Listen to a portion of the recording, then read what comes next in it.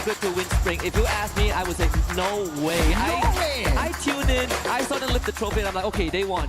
How did they win? 4 booyahs? Hello? Yes, I was so surprised to see that happening one after another, and I think that's a similar storyline I kind of expect from RRQ when I was talking about the Asia Invitational, right? They were so close. They were closer than Vitality, even though they had activated the Champion Rush. It was supposed to be RRQ to close it because they made a similar comeback like that, back-to-back booyahs, and they activated the Champion Rush, but they missed out on closing it, and Team Vitality just did it. Yep, but we actually seen it many times. Even from a team that's actually not here, Team Onyx Esports, went back in spring 2025. We know that, right? They won the Champion Rush when no one expected them to do so. Unfortunately, the 25 round wasn't that great for them in Riyadh. I think that is the crazy thing about Champion Rush, which we have plenty of time to mentally prepare for. But you can see some of these teams, they're holding hands, they're making sure that they were actually in a group hug before the walk-ins. A lot of these teams, especially those that are coming in for the very first time, just making sure that they dial in. Right? For the experienced ones like Fluxo, we see Bobs, he's meditating, he's ready to wreak havoc. But like again, for the unproven regions, I'm looking forward to see if they can upset the balance. I think that is the most exciting part right now. I think the weighing scale is going to be a big imbalance in this group. You cannot figure out which team's doing better. Right from game 1 to our end at game 6, you will have no clue about it. But as the fans are riling up, it's also time to start our very first game. It is Bermuda for Group B here at the Esports World Cup 2026 in Paris. Paris, friends, let's continue to light things up because Group B is going to be a fantastic show. And right off the bat, we got to look at how Bermuda plays out, right? In this case, very generous flight path right down the middle. We should get a decent circle. The drops come in still pretty much what we expected from the teams that we see a lot. Vitality going to Observatory, RQ going to Remnant Village. I want to see who takes peak, right? Because usually it's a BRU spot, but BRU isn't here. We're looking at TG deciding to go for peak. I think Fluxo should go for Cape Town or somewhere that gears towards Sentosa. Miyako also heading that direction as well, but actually Fluxo spreading out. Yeah, I'm a little surprised. Fluxo going all over the map. We can see one of the players, as you already mentioned, between Miyako, but most of the teams seems to be a little safe and sound, except for Twisted Minds and early Esports. A little bit of a quick battle, first elimination picked up by Exposi, and that's going to be C4, who's already down, and that's going to be Al-Hali already in a disadvantage. Remind Hawk and Simons has to pick this up. They're closer, a quick dash to get the player back up. They expend their ability to get a revive. Yeah, and I think, in the early game, it is still very much understandable, right? You really don't lose too much. Worst case scenario, you go back to square one. I think for Al-Ali, that's exactly what they're looking at, right? Buy some distance between them and Twisted Minds and make sure they don't lose too much numbers. Unfortunately for them, they can't really fully disengage from this, so now they're going to be put to the test. Can they stand up against Twisted Minds in that early game gunfight? It's going to be difficult for them. They've already faced a challenge. They had to revive the player, and you can see Twisted Minds have no thought of backing off, and early I don't see them retreating from this fight. They're stuck here, and it could become even more difficult because the resources in the early game will not be that great, and the challenge is still happening. Twisted Minds have a glue wall right in front. Oscar's radiant dash doesn't work over there, but still Exposi tries to bring it back and exchange on an elimination. And it's Total Gaming that is the one that caused disaster for both squads. I think getting that elimination early on onto the bus, that is going to stop every altercation that has happened to this point and shift the focus of Twisted Minds towards themselves. 3 eliminations early on. Al-Hadi gets bailed out of this situation. Everyone lives on, but let's see how far Total Gaming wants to push this. Total Gaming Esports, Aiku, they wanted this opportunity for a long time. Their team in the making itself needed some fine-tuning with the new addition coming in Water. It seems like it's working out, and there it is, Shanke. He finds one, but quickly traded off by Diamond. So there is answer coming in from Twisted Mind, but they have to be very end. Mafia looks like he's back in form, picks up Diamond, the man who troubled them. That is another elimination added to the pool, and Total Gaming right at the start get a total of 6 troubling Twisted Minds. Yeah, took off on a sprint in a marathon and off to a great start. 6 eliminations at the back, and unfortunately for the boss, doesn't really have much resources in his bank. So even a revive would be an impossible task as of now. To make things worse, not much resources nearby that he can go for. At least no coins. This is what I was worried about. You didn't say, I mean, Total Gaming, they have something in store for us. Gives me back the feeling of what we saw from Gun Dynasty earlier on, right? It could be that run As we shift our focus over to Lion, them against Soul, Vitality as well in their crosshairs. Bank being forced out by the Riptide Rhythm. A couple of shots now from Lion. It's going to be Joker that finds that, but stolen away. SHUL Esports. That's Noor, the newest addition for the lot. And he has to prove himself on this stage, but now he gets taken down. It's going to be a trouble. He will also be confirmed. Bunny, he couldn't do much. The glue wall in front of him, Riptide Rhythm being used. Now he's going for the jump shot, but Joker surrounded him. That's not going to work out. Once more, Lion picking up another elimination on SHUL. So the start not great. Troll also down. It's all up to Jack, and he's making a quick run away from this fight entirely. Yeah, you tempt the Lion, you better be ready. And in this case, Lion were fully prepared to receive that hit.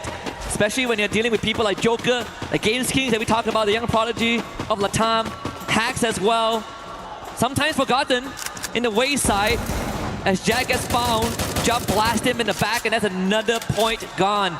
Twisted Mind secures the second, and they get a full revive, so the Bars get the job done. Thankfully, before going down, SHUL were able to find a revive. Others it could have been a very first elimination in this Group B Game 1. Thankfully, a little recovery, even for Twisted Minds, because of what just went on earlier. They were not prepared against Total Gaming. Now they did find an elimination that they're happy about. But the happiest so far, as we can still see, energy, not even a single beat being dropped. That's going to be for the Fluxo fans. But Straw Hats finally, who had an early difficulty, now picking up pace. They pick a player from Al Ahly, and that's going to be Remind. And even then, we still have 45 players in the lobby, right? As if no one got taken out at all.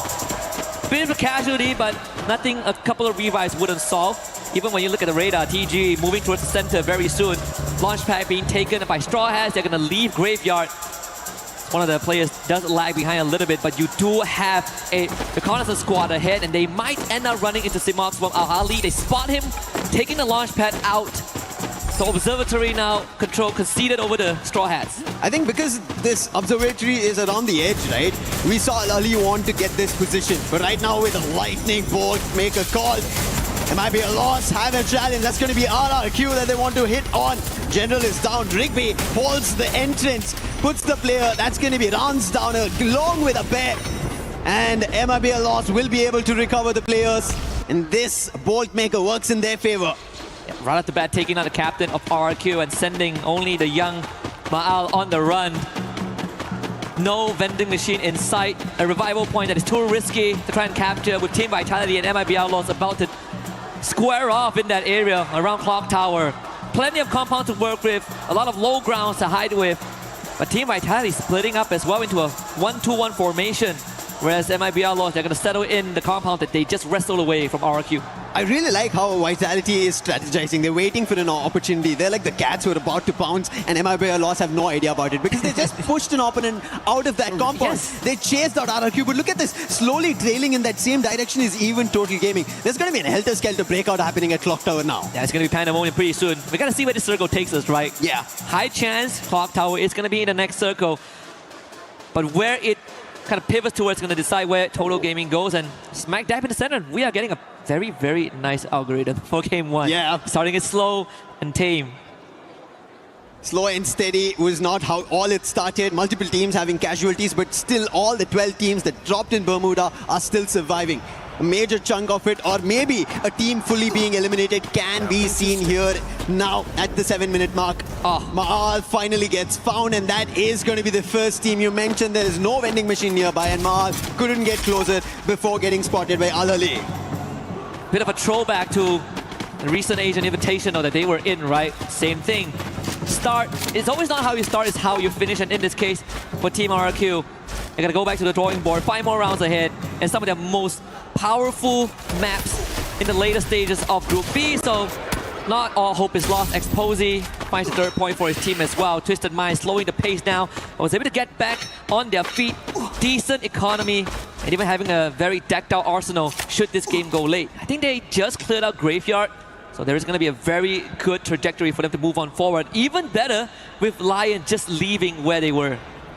On the other end, silence still at Clock Tower. I think people can hear the clock making a tick sound. That's how we are seeing MIBL loss, Total Gaming and Vitality together, and joining that lot is going to be Straw Hats.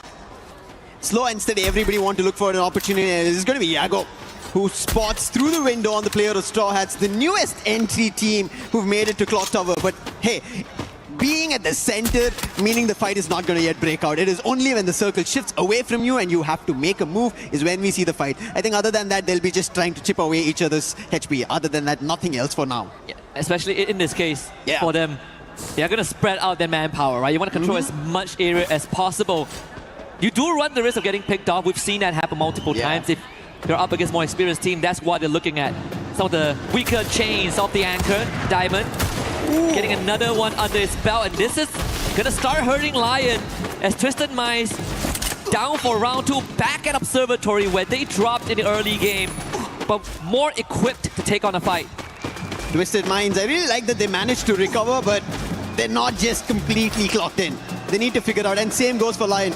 A quick jump coming in from Gamesh King. He will get still in another different direction, but not yet towards the circle. He's just moving further away. Yeah, I mean, one team that has been pretty silent the entire game is Team Secret. Oh, yeah. Surprisingly, this is a team on Bermuda. You expect them to come out swinging, get a couple of eliminations before they go off the radar. But so far, this Team Secret right now feels like Boxeo from 2024, where they play an incredibly slow game, and at that point of time, playing slow is sort of how you lose out in the late game. And in this case, Team Secret, they are taking no chances. As you did mention earlier on, Lucifer, Lion, not really focusing on getting into the circle earlier on, but now they'll have to make a break for it. The launch pad being used, a couple of binoculars ahead of Bimasakti Strip, just to make sure that there are no gatekeepers there. And the circle pivots towards the southern side, so the journey gets extended, and they might still get intercepted by Twisted Minds. Now I like the position of Clock Tower. More teams joining that fray. More teams wanting to take control of that arena. It's not going to be easy. Now is when it all breaks loose. Because right at the edge, when the zone closes in, we are for sure knowing that the Clock Tower will not be inside the circle anymore after it shifts. I mean, the last we checked the radar, Team Secret were at Factory, and they were completely alone, right? Yeah. Completely uncontested. Maybe Flopso comes in from the eastern side, but even then, it's a high chance that they will not cross paths. But we did say Clock Tower has a lot of areas that you can play around. High ground, low ground, building, outside, inside. In this case, even the underground tunnel. Yep. As our Ali members basically nested there. MIBLOs continues to make sure that they control the perimeter, and Haone instantly finds a pop on the Koja. That was an opening, but I think they should be able to bring the player back up because this is happening within the compounds. Nobody has clear sight of their enemy, so taking them down is not going to be quick and easy. But as you can see, it's just the waiting game right as of now. 11 teams surviving. If not for Mahal going down, I think we would have 12 teams. 11 minutes into the game, this is Group B, game number 1. I did not expect to see all these teams still surviving. And we were literally just talking about this in the back rooms with everyone else, right? Like, it really depends on the teams that are playing in the lobby. Yeah. Sometimes if they want to play fast, they want to play fast. Sometimes they just decide, we're not going to fight. We're getting the latter. We're getting the teams that are going to start blowing some smoke maybe 30 minutes into the game when the whole lobby is still up. In this case, barring RRQ, who have been eliminated. But aside from that, it's going to get messy. And that also means this is an incredibly volatile late game. It is. Especially because we already spoke, right? Group A, we know teams are very familiar with the circuit itself. We saw a lot of Southeast Asian teams already taking control of it. The Brazilian squad of Loud also taking control of it. But here, everybody is unsure about the other team. They want to read them, and that is the reason they're taking so much time. But finally, Batsin, he finds an opening on Mia Corp. That's going to be Vivek going down. Next, Joshua have to figure this out. Leon also surrounding them, so there's going to be a lot more trouble. Mia Corp, they're trying to hold them off. Glue walls all across and making sure Rooftop becomes their home for the time being. And Leon will have to make a decision right now. The circle is going to start hurting them. They are going to be rested in this corner. But if they don't show themselves outside of the building, Mia Corp has a very good idea of where they might be. Binoculars could also solve that problem. The bigger winner now is definitely a team from the States, as Leon will have to huddle together and figure out a solution very, very quickly in the next half a minute. Fluxo making a big rotation and now running the Team Secret. And Exposy starts things off by taking out Josper. So Mia Corp, they have another team to be worried about. They did lose a player, but they're not worried about the casualty because they have an upper hand. They are on top of the roof. But right now, having an upper hand might be Fluxo. They want to take down Team Secret because they were the ones who made a jump right in front of them. And they're trying their best, but Team Secret quickly with the chrono, the glue walls are trying to keep it going. But PLS1 is down. TQ, he also gets taken down. And now 7, he is gone down. And Fluxo, W7M, put a team out. The Brazilian Titans, 6 eliminations onto Butchers in. And MT7 stepping up to the occasion as well. We did say Even during one of the series breakdown, the series recap, snipers players are integral. MT7 pushes in. We see Yago step up to the occasion as well. And our team Vitality, it's their turn to make a splash, and they are taking care of their opponents. Only Tro is left alive. He's going to try and walk away with the stealth bites as we lose Straw Hats off screen. Lion is also out, and now the lobby is going to start shrinking. I don't know where Troll is going to make a run. We already spoke about Clock Tower. It's already in a very difficult spot. The vending machine is there, but so are many other teams. And Troll Gaming are on top of all of it. They're already in the first bit of things, so they have a better vision of where the other teams are. And Al Ali, we already spoke about them. They are underground. Nobody knows that they are there. They made their entrance. They're holding their control. On the other end of our screen, even Miyakov gets taken down. But wait, Troll, he picks off Dix. He's bringing this down to individual battles, and now Sepang has to deliver. He's trying to put up glue walls. Troll trying to win this out on a 1v1. It's going to be very difficult. Vitality on the last man. His position gets compromised. And Al Ali, they quickly jump in, and Team Vitality eliminated. Taking advantage of the chaos, Al Ali gets themselves points. Twisted Minds against Fluxo. W7M right now. A full blown out fight. 12 eliminations under the belt of the Brazilians.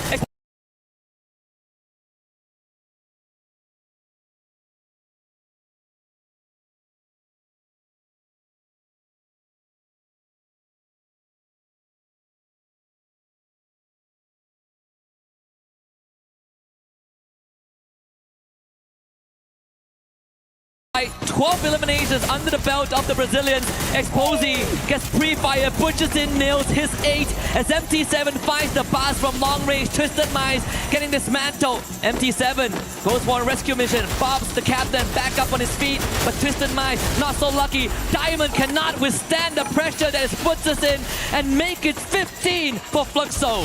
Fluxo looking unstoppable. They're still at the edge of the circle. Might be a loss. Rigbai, he finds a player on Troll Gaming, but in the meantime, Troll getting eliminated. SHUL Esports, they are out. They only ended up getting 6 points in total. But Troll Gaming now, they start stepping out, but Aztec gets hit by Rigby. Yago putting down Shanky. Troll Gaming held this position for far too long. Vota, and then Aztec to fall. That is going to be the end for Troll Gaming. Holding that did not work in their favor. And now Fluxo will take on Al Ali. Can they eliminate this team from MENA to give themselves that rematch against MIBR lost in the opening game? But Al Ali, they're holding steadfast. They are the ones with the man advantage. And MT7, he needs some help. But unfortunately, MIBR lost are in the best possible position. Falls with a nade, takes out C4, equalize the battlefield. Hawk goes down. Al Ali now getting pressured. Nades were being tossed by Fluxo, but MIB lost. They turn it around, and Bobs is the last one standing. It's going to be very difficult, but also Bobs troubling Al Ali along with the help of MIB loss. They put out Al Ali, and now it's the last one standing, Bobs, and it's going to be MIB loss getting the very first booyah of Group B.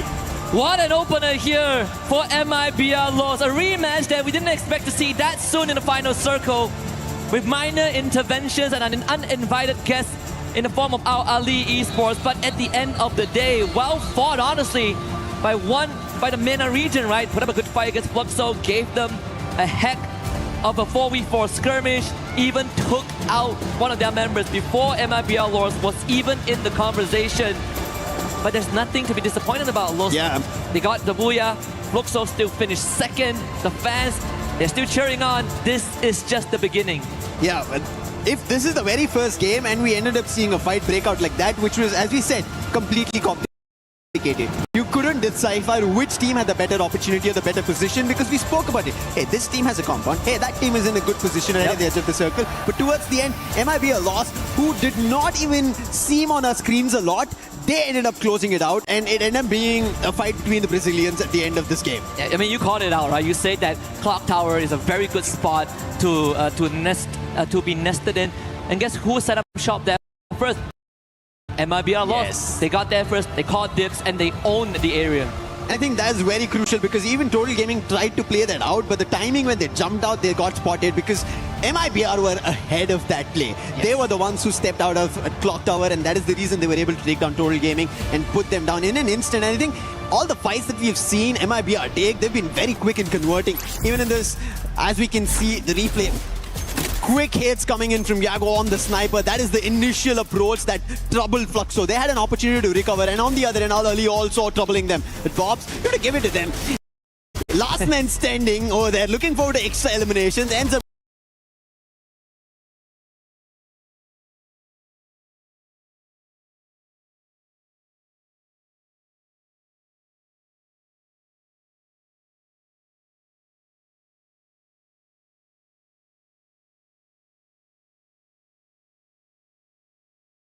them. Last man standing over there, looking forward to extra eliminations, ends up getting 2 more, and that's going to be a total of 18 for the lot of Fluxo. Yeah, they get 18 eliminations. MIB Outlaws gets 14. And in a pretty ironic way, Bob's getting gunned down in the hands of his former teammate Yago, who they actually won 2023 together as well. So again, a bit of a bittersweet reunion on Bermuda. But what a start we have. I mean, of course, barring the fact that RQ got wiped out first, which is unfortunate circumstances. I'm pretty sure Conchita is losing her mind backstage. But we're going to take a moment to breathe and let these teams get back on track. So we'll be back with you guys in just a bit.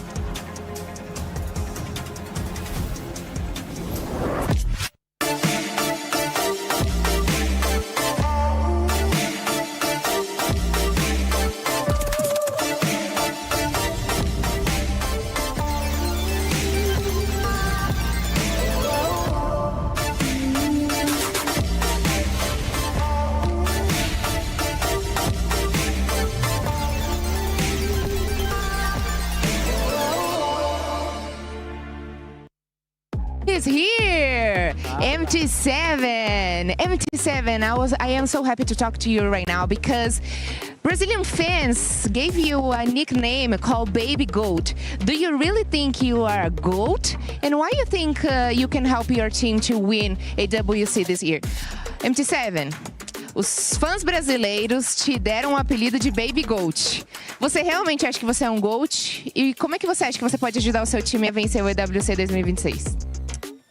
Trabalhei muito, hoje eu me considero um GOAT aí do Free Fire, né? E, mano, pra ajudar meu time é naquela funçãozinha minha, né? Dar o suporte, derrubar o primeiro, o segundo, o terceiro, o quarto, fazer uns highlights maneiro. E é isso, é básico. Of course, I consider myself a GOAT because I have worked really hard through all these years. And of course, I'm gonna have a good performance to help my team to win AWC 2026, doing what I do better, being a sniper. Thanks so much, MT7, and I'm gonna see you during the match at AWC 2026. High five. High five. Bye. And we are back here, and right now I'm with RRQ Kazoo, Abai, and the coach Adi, who's gonna translate for us. Okay, so last year you guys were really close to the title. You finished in the second on standings. What have changed from last year to this year? Kita kemarin ada di posisi kedua. Chance apa yang mau kita bawa kemarin sampai sekarang? Maksudnya apa yang mau kita lakuin dari yang kemarin untuk hari ini? Yang kita lakuin ya kita pasti lebih disiplin aja sih dari yang kemarin. We must try to more discipline before last season.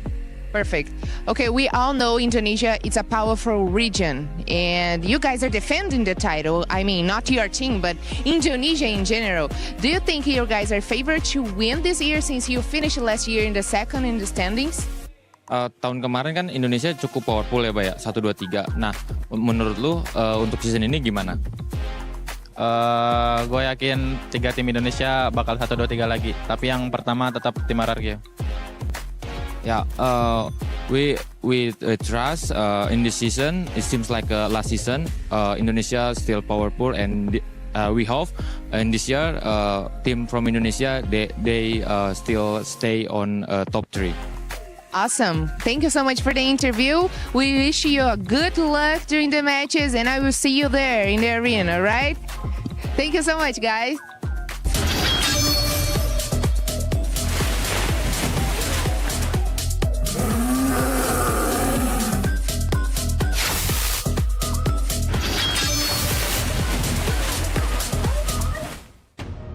for RRQ. Not really how you wanted to start off the day, being the first team eliminated. Hopefully it's not a caster curse. We'll have to see what's going to happen in the next 5 matches for that squad. But if you're a Brazil fan and you were jumping up there and just playing all those drums, my goodness, what a start for that squad. Yeah, exactly. I mean, ending the game with top 2 coming from Brazil, it's just something that we'd expect.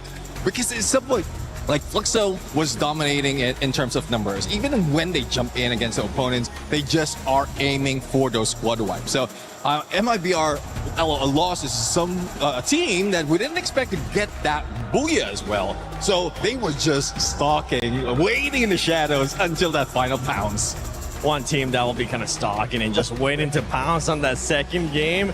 I know it's going to be some of those Indian squads, because actually one of them, Total Gaming, ended up having one of the best performances that we have seen up to this point, especially this early on, right?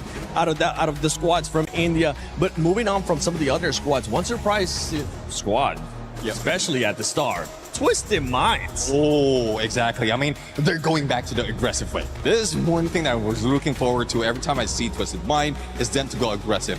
And even though they falter the first few, and you did mention about Total Gaming, because Total Gaming is one of a few of those surprises. And it's not so much that they cannot get away from it. A vending machine is available, so they can always go for a revive. And Twisted Mind, they got 14 of the total points. And that's 12 points behind MIBR. Lost though, but it's still a lot when it comes to this group. It is a lot. And one thing that I know you're going to be happy, especially talking about Twisted Minds, is those eliminations that they were able to get, right? Yep. Because they ended up getting 14 points, like you mentioned, and 9 of those points were coming from eliminations. You're big on them, but I mean, we got to go back to Fluxo, because Fluxo, even though they don't end up getting the booyah, they do end up with 18 ilums. Can they maybe bounce back and go after that booyah? Remember, we have some squads earlier on get 3 booyahs in one series. Well, I do understand the mindset of Fluxo at this point, because from what we've seen in that game, like, it is a slow pace. Not so much of chasing that is happening. And I think they felt that they're not hearing all those gunfights, so they're capitalizing on, I don't know, some of the teams just slowly warming up. And then once they see a squad, that's when they use exactly the strength they have, like MT7 as sniper, to get information or get elimination. I mean, squads that you were looking at earlier too, Leon, I know, was one of them. I know a lot of people currently watching at home is hoping that SAUL Esports does end up doing good. That squad ended up getting a total of 2 eliminations. We want to, come on, tell them that, Tim. We want to see more. Yeah, we want more. Bring us more. Because, I mean, I know this is the first day jitters for them, especially like second half. And we were talking about that on Studio earlier. We're in. They've seen the gameplay for other teams. So this time, instead of just waiting for them to like using that tactics, they were a little bit shattered for the moment, but I think they can get back. I mean, coming into the second match, I really want to see RRQ bounce back. And it's based on what Conchita was saying earlier on too. We don't want to see them get into those jitters. We don't want to see them get into that choking mentality that some of these people are expecting. I think they might be able to turn it around. And I know everybody here is going to be ready to see who's going to be winning Game 2 of Group B. Thank you very much to Seven and Neptune. Yes, I mean, Conchita is right? We got to see if RRQ can get out of that underperforming, that choking zone, right? Something that is it's a very hard C word right now for them, because he has been playing them for very, very long, Lucifer. But when we look at Solara, I unfortunately have to put RQ aside just for a bit, because I want to talk about Team Vitality. This is a map that they excel on. This should be an opportunity that they should close on. Solara, the smallest of all the games, the quickest of all the games, where when we compared Bermuda, right, there was a little bit of a silence in the mix. Now going and jumping down to Solara, there's an opportunity that everybody will be forced together, take that fight head on, and we might end up seeing it work out for Vitality, as you mentioned. It's going to be pretty important as well, because for Team Vitality, they didn't get off to the best start, 9 points, single digit. But then again, it was also a pretty top-heavy game number 1, with both the Brazilian teams coming out swinging. Let's see if they keep the momentum, right? A lot of times, teams, they come out in game 1, game 2, guns blazing, they hit like a 30 bomb, and then they gas out. And that's not really how you want. You want to be able to maintain and make sure that you don't overheat. And in this case, we're looking at both MIBR Lows and Fluxo. And in that case, mainly, I look forward to RRQ pulling off their best games. Because the first game in general games of all the performances I've seen coming in from RRQ, the very first game doesn't work in their favor. Every other game, they just pull off with a spree of eliminations. And something that also starts off for early compared to the previous game is finding the very first elimination by C4. And for mejor, instantly looking for the disengage. Easier to pull off on a map like Solara if you are lucky enough to get onto the grind rails. You can't get away, but in this case, it might come down to Kapas, see if he can get a couple of pickoffs to just scare out Ali away, or if not, you're going to go into the contingency plan of just splitting up and cutting your losses. Miyakop, in the last game, we ended up seeing being at the edge of the circle. They tried to play it out, it did not work out, and this waiting game troubles them. And there it is, another challenge coming in from C4, finds his second elimination here in Solar already. Literally say that Kapas needs to be the one that anchors down the field, but unfortunately, I think with him gone, Miyakop is going to be at least put in shambles for now about cutting the losses. Team Secret making an early rotation. In fact, they actually caught water, so that is a confirmed elimination there. I think 2 under the belt of Hongam, looking for the remainders of Total Gaming, who actually had a great start in Game 1. But Team Secret, that started slow on Bermuda, looking to turn things up in Game 2, and that's number 3. Here's the knuckle sandwich and a triple for Hongam. And Team Secret are now picking up eliminations. They only had 1 point at the end of game number 1. Now they have already 3 added on. And Total Gaming, thankfully, they'll be happy that one of their players were at least able to run away from Studio rather than getting in the crosshairs of Team Secret again. And RRQ on the other end, they will be able to hold themselves off, get to elimination, and MIB are lost in still trouble. And moving up, Rawan, I think he, yes, has the max 7, but can he find the knock? He's trying his best, but it's not going to work out. Players are surrounding him, still be able to dabble with 1 knock, but will not be able to confirm for the time being. Yeah, completely outnumbered. Fluxo against SAUL. Going even so far, Butcherson and Giu both bleeding out, and Giu is gone, terminated in this battle. As the captain boss comes in, Tro with a shot! An instant disengage there, but damage is done to the Brazilians as Tro backtracks. MT7 calls to get out of there. That was a big recovery coming in from Troll. He's a very crucial player on that sniper and always delivers, and this is one of the moments for him to highlight himself. But on the other end, Twisted Minds and Straw Hats as well did not have a great game. Twisted Minds at least recovered, but for the time being on the deficit with Exposy going down, they have to figure out how they fight out with Straw Hats. And Straw Hats, they need numbers, they need eliminations, something that I had expectations on, and they've not yet delivered. It's just 1 elimination. And made worse by losing Exposy to RRQ, who kind of popped him from afar, and that means the Straw Hats actually have a numbers advantage. Shocked is going to shock Diamond with that one. Distant Minds down to 2. And Straw Hats now have a very good chance of taking over. But with RRQ taking out Exposy early on, they're going to come in as an intervention as Jump is already out of there. So now RRQ is Straw Hats' problems. And it is happening already. RRQ, with confirming eliminations, they're taking down players from Straw Hats, and Straw Hats are in trouble. How do they recover from this? He is questioning who just challenged them. And it's not going to be an easy challenge. Delivery coming in on the Mac 10 from a bear. He puts the player down, and who will look forward to a revive from one of his teammates. And the rest of Straw Hats are already booking it out of there. Very easy way to navigate from this area. They was doing just that. Straw Hats should be fine. A couple of Arsenal nearby, and a revival point in the vending machine down the road. Team Vitality on the other end finds themselves Mia Corp again. Koja trying to pelt down the members of the USA team, but so far the glue walls have been nice. Team Vitality receiving some resistance from Mia Corp, and it's Biblik that takes out Joel. Not the best coming in from Team Vitality. Even the game 1 start, they were caught out in a 3v1 and they lost to Troll, ending up at a 1v1, and Arali took their last elimination.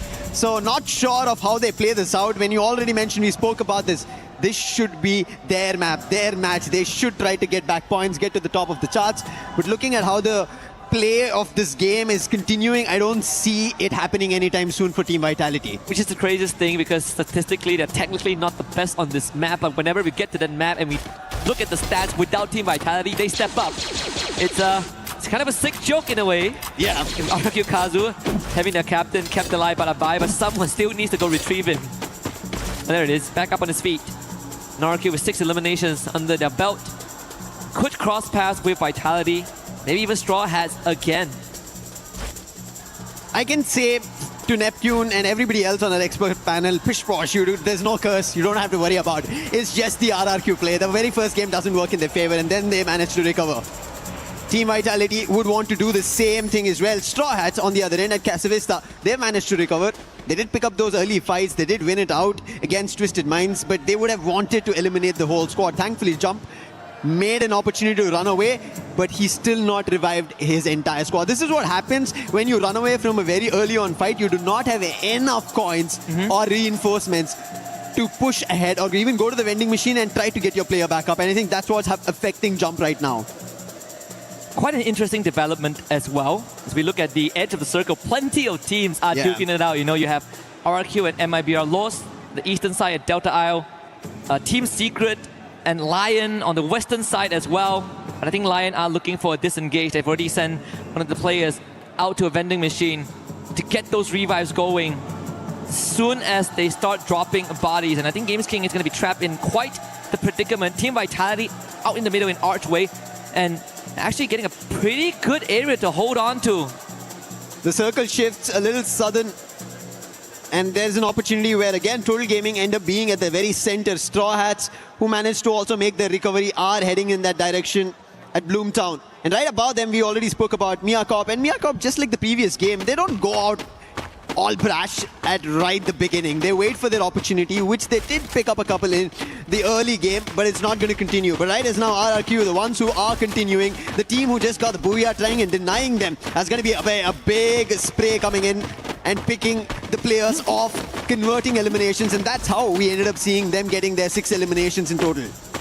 A way better spot than what we have seen in Game 1. I mean, anything that is not last right now is better for RRQ. Isolated jump right out on the edge. And unfortunately, the same predicament as RRQ from Game 1. No vending machine in sight. And no coins. No coins. There is one on the radar, but like you said, no resources to bring his teammates back. He actually just picked up a pile of it. Yeah. And that could be the game changer if MIBR Los don't spot him. Fluxo on the other end, they have an opportunity to spot a player from Lion. Sneakily hiding in the time being here at the studio, and there could be an opportunity that they start off a fight that Lion are not prepared for. But I think Hax has an idea. He knows he's caught out between enemy land. He's not sure if he should head out and put his head there for a fight, and that is the reason he's just holding off until the players move out. But moving in for Team Vitality are going to be Al Ahly as well as Straw Hats. So something that they have to wonder about and change their pacing. TG now up to start receiving some of those shots from Team Vitality, but they do have a compound that could keep them safe. Resistance put up a Mafia and App team to take out Deeks in that exchange, but again, compound pretty much secured for now. So Team Vitality, they should be able to recover and sort of readjust to the fight that's being put up by this Indian squad. And I think Total Gaming, there's also an opening where they could decide to go straight for the compound with Team Vitality if push comes to shove. But again, just going back to the previous game, if they try to hold out the compound for far too long, we've known teams who managed to surround them, and that is how, even after almost having a great start, they ended up losing the battle, and MIBR Loss ended up pulling up a Booyah itself. So small instances, these small minute things that you let go of becomes a bigger viral thing for the other teams. And Diamond taken out. Team Secret joins the feed again. He just came back. He just came back. I think we found a theme for Group B so far, Lucifer. Full squad, 10 minutes in. Yeah. Second time it has happened. I think this is what we can look forward to for the rest of the day, which is an exciting thing because it keeps it volatile. Our Ali even getting a small respite there. Circle now really shrinking down towards the middle. Man, 12 teams, 2 less space for this density of population. Team Secret from the north, MIBR Lost about to cross paths with them at Archway. Team Secret on the other end, read by the Dinoculars. So I think that should be MIBR Lost who have an idea, or RRQ on the edge of it. Mia Corp, they end up picking up runs, but Maal answers back, takes Nix down. But those are just knocks for the time being. There's no confirmation. Maal, in turn, gets traded out. And now Al Ahly jumps to trouble Mia Corp. This is just happening back and forth. These teams are just dropping players, but not confirming any of them. All of a sudden, runs and dots together. They put out Mia Corp. And breaks the game wide open just as we thought. that the drought will continue for a while longer. And RRQ springing to life and putting themselves on the board for now, and they continue to take on the challenge against Al Ali. The glue wall is getting blasted and weakened by Al Ali. Simox right in the front of dudes, and he is out. The captain once more removed by the Mina squad. Abai tries to take on the fight, but Al Ali putting up better resistance, and RRQ forced away. How did this happen? RRQ, they were looking good, and Maal, now the last man standing. Thankfully, a big pickup truck, a quick boost. He's run back to the TV tower and a vending machine right in front, so he will be able to bring the players back. But Twisted Minds, they had an opportunity to break again RRQ. But I think they have their target right in front. Al Ali, who made trouble. Jump is down on the other end. They wanted to sandwich. I think that did not work out. And Al Ali have an upper hand because they have all their three players looking forward to this after converting a fight. And they're running across back into the circle, leaving Twisted Minds in trouble. And Al Ali able to sneak past Twisted Minds as well. They poke for it. RRQ, they get the full revive, but the boss was laying in wait. Deuce, he just came back and he is removed from the equation again. So RRQ playing from behind, and everything is on the shoulders of Ma'ao. He needs one more on the diamond, the AWM.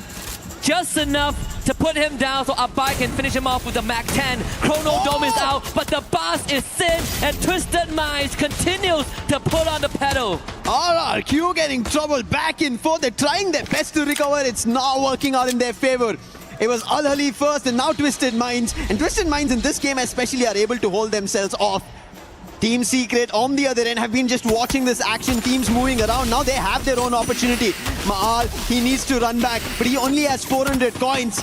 That is not going to be a full recovery for him. He wants to look forward to a knock or an elimination, but he doesn't have enough time. And with Maal going out, the zone doing the damage, RRQ are done for here in Solara.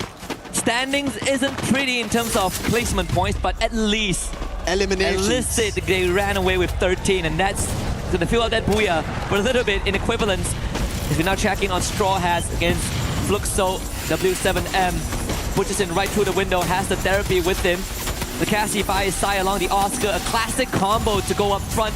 Up close and personal, Troll from afar actually taking out Straw. So Straw has attention being divided. They need a bit of help, but it seems like this sandwich might be too much as SAQL and Fluxo W7M are going to be the undoing. Straw have been wiped out. That was an opening for Fluxo, and they're going to be happy. They put Straw Hats completely out of the game. SAQL Esports ended up becoming a wonder of a blessing for them. That is added on eliminations. Yes, one of the players got one elimination on Straw Hats, but the other three were all taken away. Now Team Secret want to do the same thing. They have a total of 11 eliminations right at the edge of the circle with the same position. Even goes for Twisted Minds. And that is the reason we can see the inclination coming in from Team Secret to take out Twisted Minds as soon as possible. And it has been working wonders for them, right? They picked up the pace. Game one, they played slow and they fell in the hands of Fluxo, but this time they amp up the tempo a little bit, and Fluxo surprisingly doing the same. But the eliminations hasn't been reflected just yet. We're still looking at 5 for now, but with 8 teams remaining in this lobby, there's a very good opportunity for some of these teams to rack up a couple more takedowns. And SAUL is one of them, but Troll getting pinned down by PLS1. How did they get out of this predicament? The blue zone is behind, Team Secret is in front, and it seems like it will be easy pickings, like shooting fish in a barrel. Twisted Team Secret with 13. Twisted Minds, they are also in trouble. But Exposy, he wants to trouble Team Secret. While they did pick up eliminations, they're looking good. But Jump's been lost. The man who brought the players back up. Toll Gaming on the other end, they are going down to their knees. The fight against Vitality not working in their favor. But Sipeng and Dix are also down. So Team Vitality, they have another challenge. That's going to be Lion on one end and Fluxo on the other. And Lion are taking an advantage on both the teams of Vitality and Total Gaming, and finally put an end to their run on Solara. But Koja, he's going aggressive. He finds MT7 over there. Will not be able to confirm yet because he had to step out of the zone. It's going to be crunch time right now. Hong Am actually takes out Jakos right before that glue wall comes out. And Team Secret might have just broken open Lion's defenses. They get the pickup still, but it means resources have been spent.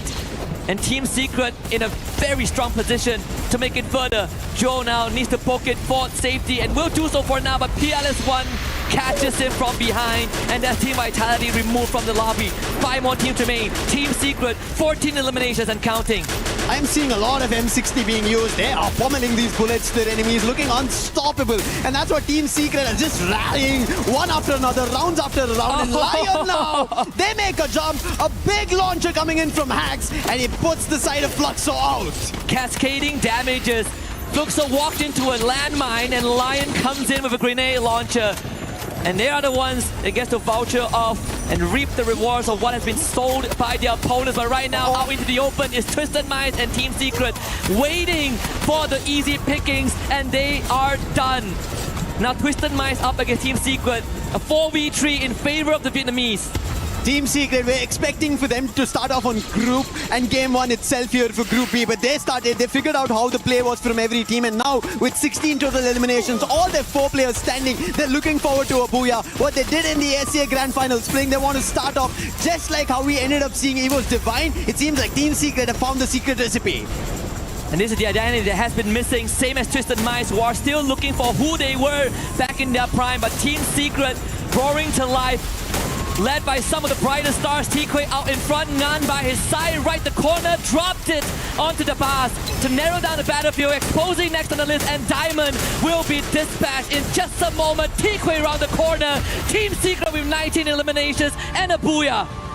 This is a big game coming in from Team Secret, and especially for Vietnam itself, to see their squad after just pulling off the SCA title, and now they're pulling it off here in EWC, here in Paris. If there's any doubts whether Spring was a fluke or a stroke of luck, this should quell some of those questions.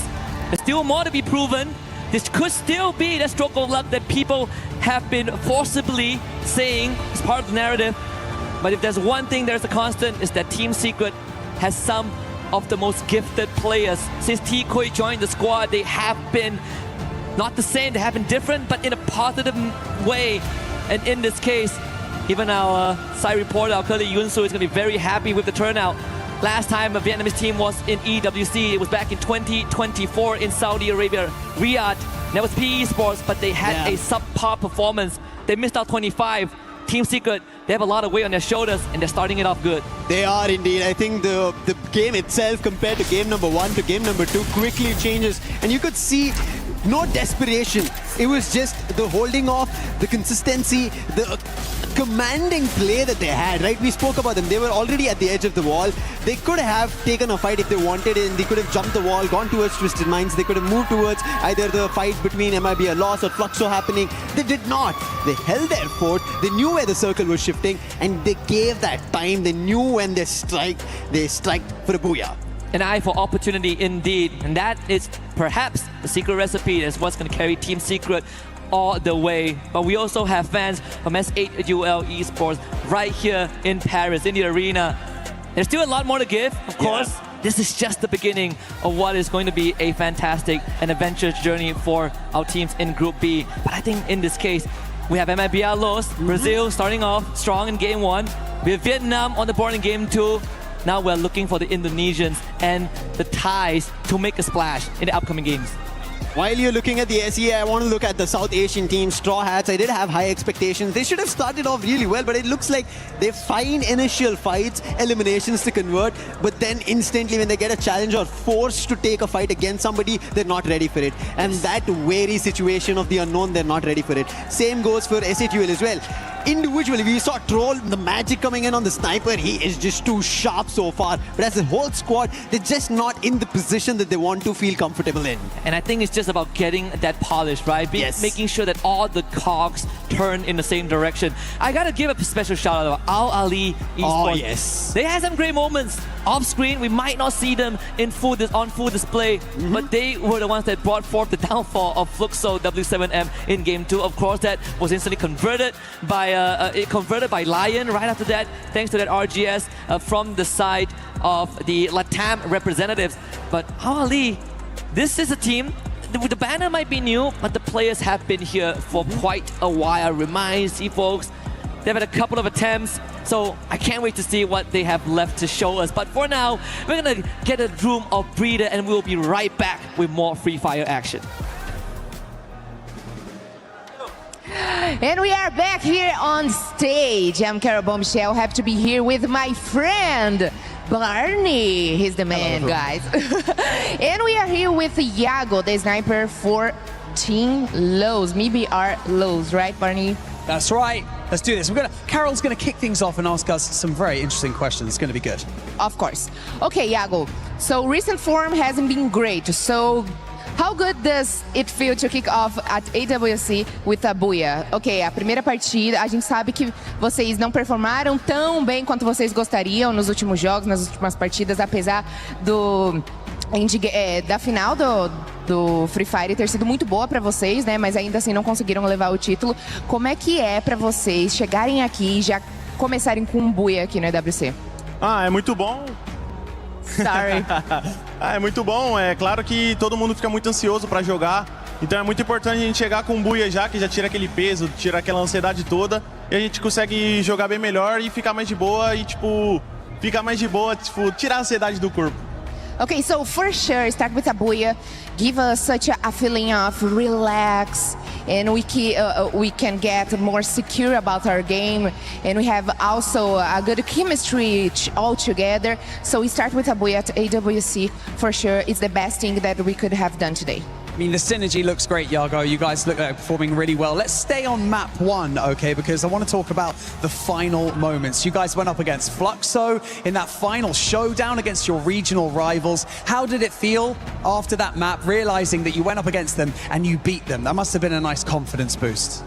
Basicamente, vocês chegaram no endgame junto com o Fluxo, então nós gostaríamos de saber qual que é o sentimento de chegar no endgame contra um time brasileiro também, e ainda sendo o Fluxo, que é um dos seus maiores rivais na Liga Brasileira, né? Então, qual que é o sentimento de conseguir um buia em cima deles? Bom, primeiramente é muito bom, por conta que eles estão no final, é muito bom pra gente também, pra os dois conseguir a classificação pra final. E também é muito bom, né, ter aquela rivalidadezinha, do BR. E continuar aqui também vai ser muito bom e, se Deus quiser, disputar também com eles também.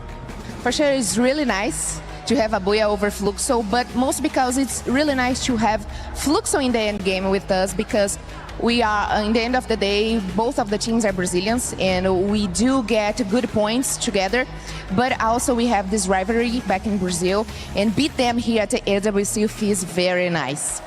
Okay, Iago, for us to finish, you are known in Brazil as Thanos because of all the championship rings that you have won. Would it add a AWC title, take your legacy to another level? Você tá ligado que você é conhecido como Thanos no Brasil, né?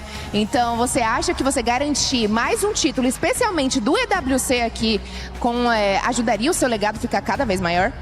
Com certeza, meu legado já com certeza é muito forte. Ganhando a EWC em si fica inexplicável. Para mim já é muito inexplicável, mas é um grande sonho meu também, sonho do meu time em conquistar a EWC. Okay, so win EWC definitely would add up at my legacy. In my legacy, of course, it will make me stronger in Brazil. I will have a stronger image in Brazil and in any another region that plays Free Fire, but this is my dream. I want to win a WC. That's definitely my dream, and I will help my team win a WC. Well, after that first map, that dream can definitely come true. And with that being said, we are going to head over to a very, very quick... Well, we're just going to head over somewhere. We're going to come back very, very soon. Thank you so much for checking us out. Thank you so much, Iago, for joining us in this interview. We'll be back right after this.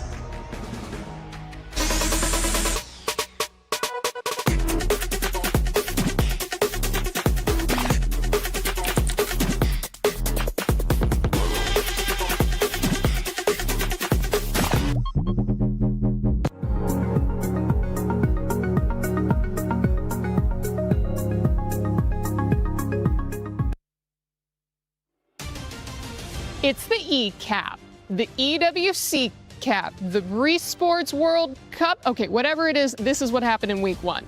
We crowned our first 3 champions, which means that we had even more losers. And God knows that I'm a loser. Wait, shouldn't this say that I love losers, not that I am? Can we fix this, please? But what happens when you lose? Well, you wind up here, the Boulevard of Broken Keys. Don't sing Green Day, don't sing Green Day. Every one of which represents a tournament elimination and crushed dreams. Losers live forever here, and if you listen closely enough, you can hear the voices of disappointed parents who said that playing video games is a waste of time. On the Valorant stage, 4 of 8 playoff teams were EMEA, and they managed to get 1 whole win. So move over, Europe, because the finals was 100 Thieves and NRG. That's right, all American, baby. These colors don't run, they soar. The Battle Royale of the Apex Legends final featured 20 teams, and no surprise, Team Falcons won. Wait a minute, no, they finished 8th. Sorry, it was favorite Team Liquid who...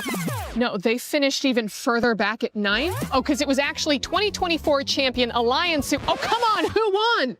Unlimit? Sorry if I'm saying it wrong, but like most people, I've never heard of them. They beat every top contender to become the first Japanese team ever to win ALGS. This will also help them on the road to winning the club championship. Nope, never mind. That's their only team, and they're not even registered for the club championship. Still, my Japanese heritage is proud that we can produce both esports winners and heated toilets. Dota 2, or Dota Duh, as it's called here, started its first week of play with solid competition from...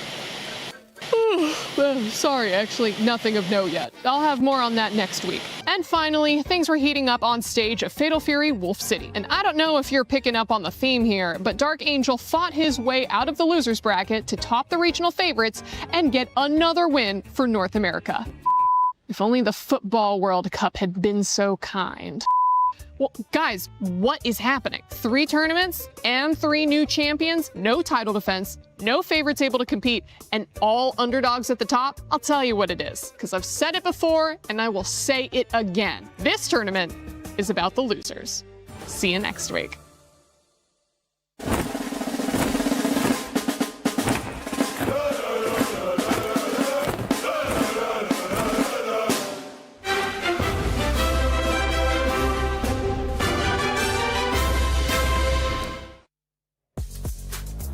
2 matches are done for Group B. We started off hot with Brazil, but in this second one, it was none other than Team Secret, Conchita. Yes, finally. This is the Team Secret that I've seen grabbed that title of the World Series Spring, and I think the organization that they have, the way of playing is what gets them here and what gets them the booyah. It's about time, actually, because I was really waiting for them to perform really well, and they did not disappoint at all. I mean, look at that.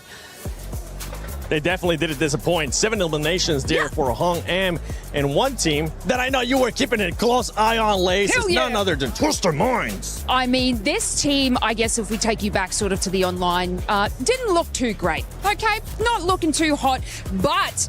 You know, they had a roster change, bringing in Diamond and Exposy, and this was like almost caused a 180 for this team, and they are now in contention to sit in that sort of top spot. And I know me and Neptune were kind of like fighting on this before, like, I want to talk about Twisted Minds.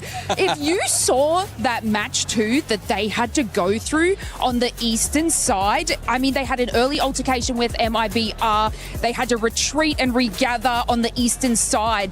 But that was kind of only thanks to RRQ, who came in and they're like, oh, I'm just going to be a little bit of distraction. They were able to sort of get away. And not just get away. Did you see that zone pull once in that final circle? I mean, they were sitting pretty. I was bound to see sort of a win there. But look, they did only have 3 players out of the 4, whilst, you know, they're going up against Team Secret with, you know, their whole entire squad. But the ability to adapt and change from Twisted Minds, don't leave them out of the conversation, guys, because they came to play, even in match 1 with like their 14 elims. Neptune wants to talk, guys. I'll pass it over. He's just as excited as I am. Yeah, exactly. I mean, there's one reason why I'm excited to talk about Twisted Mind. It's because they are different this time. Back then, it was just all aggression. They want to go for elimination, and now they're playing with survivability. And even with that, like Jump was just, as you mentioned, just going into the sides until he reached Windmill, went in for a revive, and then even in the final phases of the circle, Twisted Mind is part of it. So this is not something that we often see from Twisted Minds. Yeah, but speaking of differences, I'm actually a bit disappointed because we were hoping to see something more from Team Fatality, right? They are showing that being different is actually something that you can do to achieve a better result. But unfortunately, that's not what we see in the first 2 games. Right now, they are still kind of scattered at the 7th position overall with only 8 elimination points. That's kind of sad, actually. Yeah, maybe they'll be able to turn it around. I mean, they are practicing something new. We were kind of hinting at it too. We didn't really know how it was going to go. Could have gone great, could have gone bad. But one team that did have a great performance there in that last match was Al Ali, Neptune. Yeah, exactly. I mean, they don't really expect that kind of performance, though. We're not aiming for the booyah yet. They are just going for elimination, making sure that they are consistent with their placement point.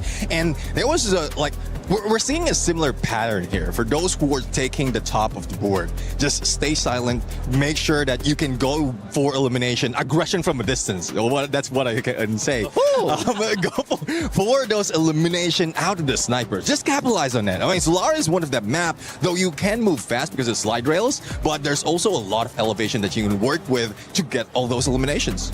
I mean, you're talking about there, be aggressive from afar. Okay, all right, vitality. I mean, you got two snipers. Maybe we'll start seeing that. One team that was able to actually be even more aggressive there in that second match was none other than RRQ, as we're going to be taking a look here at the overall ranking. Fluxo with 38 points. And Fluxo, honestly, Neptune, they started off hot. Yeah, exactly. I mean, they're getting back-to-back squad wipe. I would say it was still a slow lobby. I would say for the first 2 or 3 phase, but you've seen how well they hunt their opponents. They know the rotation of what will be taken or needs to be taken to choose their fight. They're not going in a little bit too careless at that point, and that has been the strategy of Fluxo right now. And given that there's not so much of the giants, the titans, I would say that's part of Group A. Group B, they are just wrecking it. Yeah, and I mean, we talked about that strong start from teams, right? Come out of the gate swinging, and that's exactly what Fluxo did. 15 eliminations, I believe, in match 1, giving them that incredible strong start and obviously showcasing that on the leaderboard. But Lilas, how can you not be hyped with what's going on for Team Fluxo behind us? We talk about the mentality of players, right? Yep. How could you not be hyped having this whole entire crowd just playing drums and singing your song? It's absolutely incredible, and it's working for them. Can I have a crew that follows me around with drums and slice when I'm napping, wake me up and stuff? Can I get a production? Can I get that organized? Thank you. They were absolutely non-stop during the matches. Right now, that's when they're kind of calm because they're being able to relax a little bit.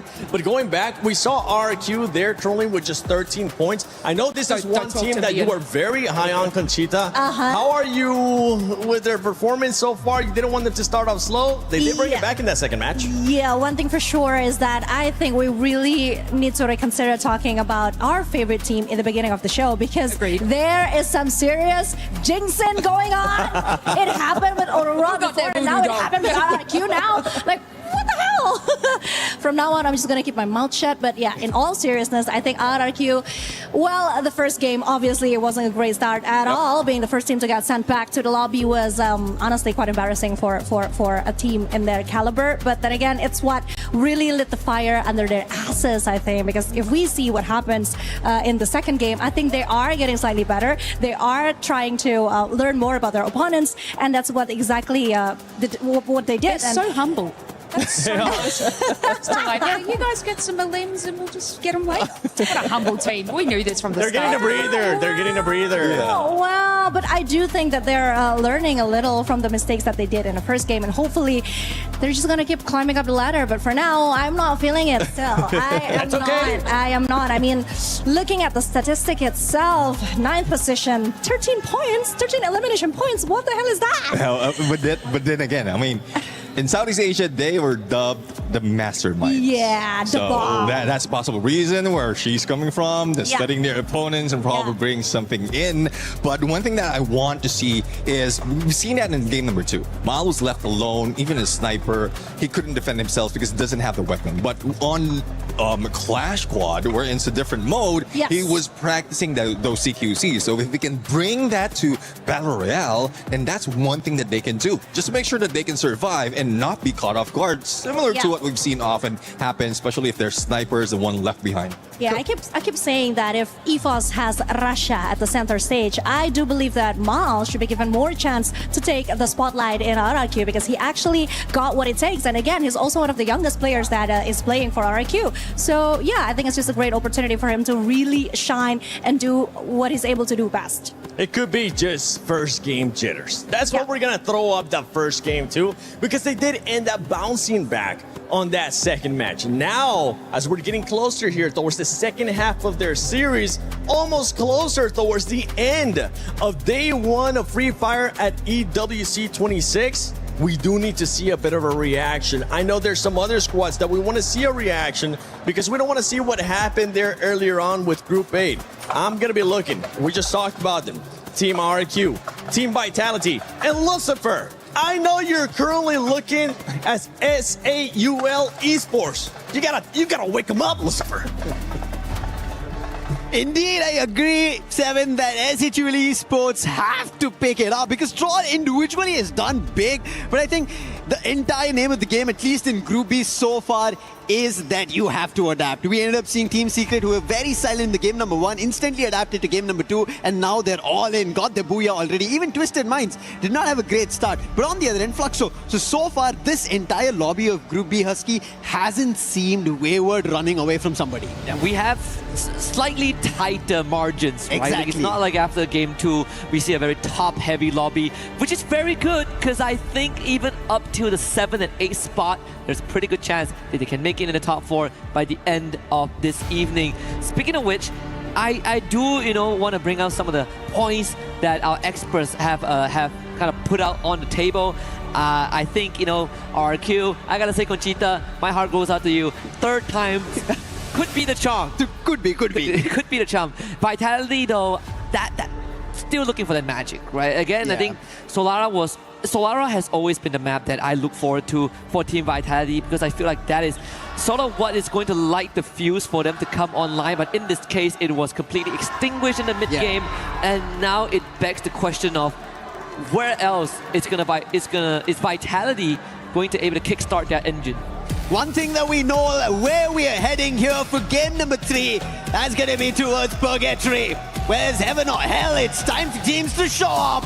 And maybe, as Seven mentioned, SHUL Esports, they rise to the occasion, picking up eliminations. Yes, like how RRQ did, it's also time for placement points. Placement points integral if you want to talk about potential tiebreakers at the end of the day. Very rare occasion, but it's always good to have some insurance policy. And in this case, I'm looking forward to see if teams are going to go to Moat House, because when we saw Group A, no teams actually like to go there. You play around the perimeter on the southern side of the Moat House, but if I remember correctly, memory serves, Twisted Minds should go north side, and in this case, they have company in the form of Mia Corp.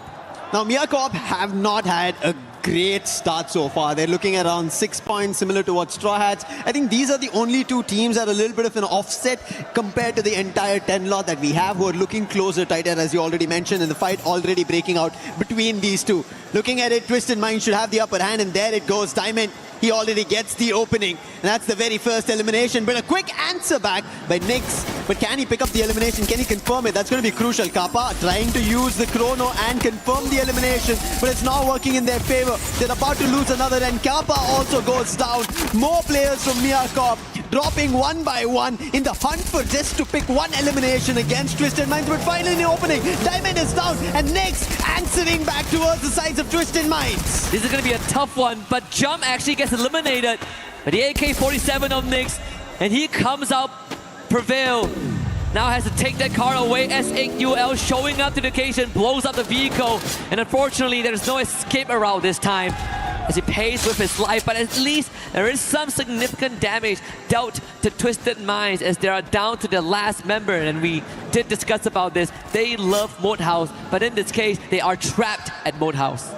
One thing for sure, just like how we ended up seeing this fight, is you cannot be weighing the scale on just one team. It could change within the blink of an eye. Twisted Minds had the upper hand over there, but instantly turned around Mia Corp, and now SHUL Esports. And similarly, Troll Gaming have to do some magic riders now.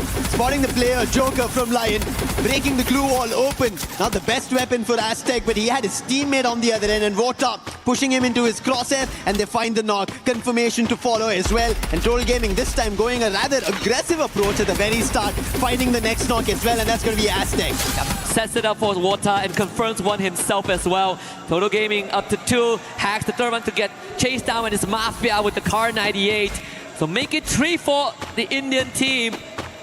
but the job is not done just yet. They might have weathered the storm and sent Lion packing temporarily, but RRQ has just shown up in the compound, attracted by the gunfire, the noise of bullets flying in the air.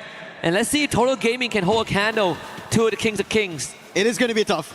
Of how we ended up seeing RRQ without getting any point, going down in game number 1 and instantly in game number 2, 13 total eliminations. If they had placement points, they'd have looked at the top 5. And now they have an opportunity. But Total Gaming, they took an aggressive foot forward. Can they continue that is something that we have to wait and approach for. But Ali, this team from the very beginning have been surprising every squad and now challenging Fluxo, taking the player but sent down. And Fluxo in trouble. MT7's also spotted. Hawk will try to take him down with his crosses, sneaking through. Can he find the hit on the Car 98? But no, so far. And somehow Fluxo will be able to make a run. And RQ has done some significant damage to Total Gaming. 2 of them go down!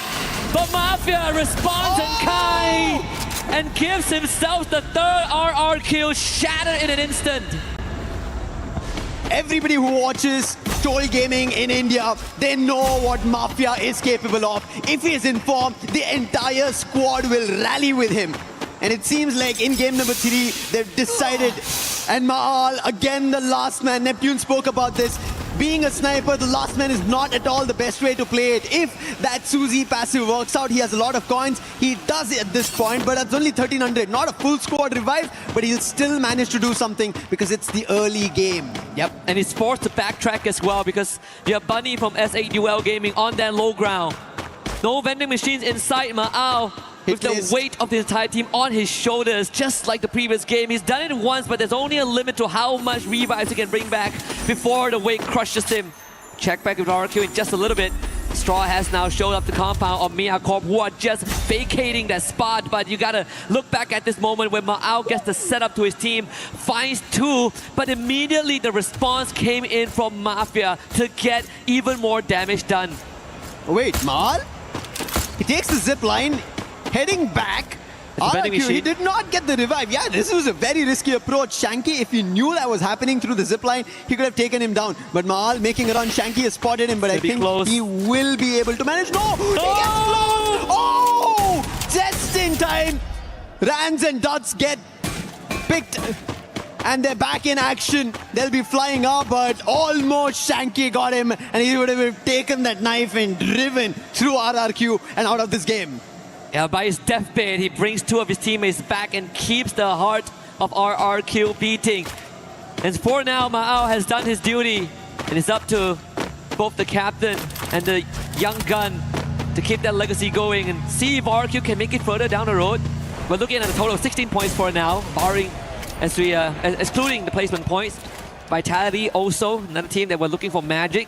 And I can't believe I'm saying this, Lucifer. When we came into today, and I thought that EVOS is going to be the team that struggles the most out of the 3 Indonesians, but that was not the case, right? EVOS, even though we've only won Booyah, did finish top 4 in Group A. And right now, it's Team Vitality who are struggling the most. I think we were having this discussion, right? When we were talking about maybe they also themselves were telling us that maybe it was just an experimental phase down in SES Spring. And it actually looks, they are able to deliver results here on the EWC stage.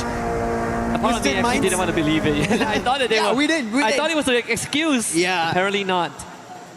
But no excuses for Twisted Minds. They almost had control of it, and this time they're taking an approach to a couple of the isolated players from Straw Hats who went all the way to Moathouse. Not an approach that we've seen in the recent times of Free Fire that anybody heads in that direction. An isolated, desolated land of Moathouse, but Straw Hats, they think that's the safe haven because they are losing players. As you can see, Twisted Minds clear their position at the edge of the shore, and Straw Hats had to go for another revive, get the player back up. And the circle, thankfully for Twisted Minds, move north. Yeah, actually a blessing in disguise. There's one. They're gonna drop it to remind there, so Al-Ali will have to halt their rotation for now. And Team Secret, they're not gonna wait. Riding off the momentum of Game 2, where they had a fantastic sequences of events that led to the Booyah. Let's see if they can feed off of that energy. As Al-Ali, they've shown us that they can fight, and they will fight back. They will. They've been at the top of the charts, but so do Team Secret want to get in that direction. This time trying to try and find an opening. So far they've not found. Rather they've found and received damage. They've been forced to back off. And there is it. TQ has been taken down. Now on 7, he's also been spotted. Oh no! He doesn't get anything to say. Had the launcher in the hand and will be launched back into the lobby. Nothing else. Now on 7, he's also spotted. Went to the vending machine and he turns it around with the help of PLS1. And Team Secret, they bring it back. PLS1 with the build out in the last second to cut down the ranks of Al Ali, who seemingly had an advantage, but falls in the hands of PLS1 as he locks in an ace for his team. The 6th point in this game and the first team to wipe out Al Ali in this lobby. That was not thought of. I was Al Ali almost looking in control, but anything can happen is what Group B is the game of. I can't believe it. PLS1 left to his own devices and was able to work magic. Exactly. 3 consecutive shots to take down 3 individual rushes, running at his teammate. That is the kind of support that we need. That is what defined this current meta, where snipers are everything. They mold the world and they shape the results. And Team Secret now in a powerful spot. And so is Lion. Rawan with that Winchester, picking up a couple in his name. Drop the player, quick on the confirmation as well. Team Secret, after finding a full-on wipe, they have another challenge right in front of them. That's going to be Fluxo, the roaring fans right here in Paris. And now they have a challenge in front to try and push out Team Secret. It's not been easy. From game number 2, the pacing, and especially after what PLS1 did. And look at his position. I don't think they have an idea about it. And if he starts hitting, and he does, M80 to B, he puts Bobs down, and trouble already striking for Fluxo. And they cannot get closer. Bobs wants to get closer to his teammate Butson, but that's not going to happen because there's the Bolt Maker also called. Could be trouble here for Fluxo, but there might be a disguise of blessing by Twisted Minds if they decide to take a fight with Team Secret. Potential 3-way fight here. Team Secret having a bit of a compound to work with, and on top of that, a vending machine right at their doorstep. So any emergency supplies or revives can be achieved. And Fluxo now going to step on the gas. PLS1 out of there with the launch pad to reconvene with the rest of his team and complete the rendezvous. So dodging a bullet, but putting themselves in the vicinity of Twisted Minds. But fighting one team is better than 2. Fluxo could take this opportunity to get a couple of free points. That was one of the smart moves coming in from Fluxo to make sure that they go behind the sniper and not give him position. And now Twisted Minds have the advantage of it because all the players from Team Secret have been crunched. They've been forced to be together, and Twisted Minds like this. Diamond on the flank. He spots the players, but Fluxo, KO! He puts Diamond down from afar. This is the problem. When you let another team take control of a position, especially in the circle, they feel a lot more confident. And now Fluxo, that's what they're feeling. Now they're chasing the players. Bobs, the man who was knocked by Team Secret, is now wanting to revenge for that action. Yeah, Fluxo really pushing forward right now. They had control of the safe zone. They could play gatekeeping, but they wanted more. And in this case, thankfully for Team Secret, nothing of value was lost. Even the vehicle wasn't completely wrecked, so they could rotate up to the high ground. And in fact, right now, because the circle doesn't hurt as much just yet, Team Secret could set up shop on this high ground and actually scout out the area before making a future rotation. There's also a zip line that they could utilize in times of emergency, but the decision will be made to cross past the northern side of the map and get around both Twisted Minds and Fluxo. This fight has been going back and forth. Twisted Minds trying to kind of itch towards Team Secret and Team Secret as well. It happened in the previous game, but right now it has to conclude because if Twisted Minds do not get taken down, then it's going to be Team Secret. Flash freeze being used, the dash coming out from the bars, but he couldn't find an opening, and there PLS1, he turns it around. He puts the player Diamond down and he's in trouble. Jump the bars as well as Exposy need to do something, but it's only Exposy who finds PLS1, but maybe it's a little too late. A bit of a consolation prize right there for Exposy, but still the rest of Twisted Minds have already been eliminated, and Exposy joins them in the grave. And Team Secret finds another wipeout here. First starting with Al Ali and now following it up with Twisted Minds. They should have no problem bringing their teammate back. There's a vending machine right in front. Yep. And right in the safe zone as well. And they can get there on time. Seems like everything is laid out for Team Secret to potentially make it to the final stage again. Could be a back-to-back. Not something that we've not seen. We've already seen in Group A that happened. Maybe Team Secret try to replicate the same for their own And there is the revive. But on the other end, Fluxo, it seems like they've found players from SATUL and they're troubling them. And on top of it, RRQ find Miyakop. And that's going to be an end for Miyakop. They've not been having a great start at all here in Group B. They've been at the bottom of the charts. They need to pick up pace. But Fluxo, they've been picking it up. They're at already the top of the charts. The only thing that they're missing is the Booyah. Game number 1, they're very close. Game number 2, they couldn't. They got taken down. But now, if they fight Team Secret and put them down, the challenges for Booyah will be swept out. And this is round 2. They put Team Secret in a very uncomfortable spot, but Team Secret conquered that hurdle and now are back for revenge. Gio with the push on forward, Gluon goes down, but instantly from Captain Bobs at the setup, and Fluxo have cut Team Secret down to just PLS1, who was brought back early on. But can PLS1 get the build out again? Doesn't seem like it is going to be a reality this time. Fluxo coming out on top.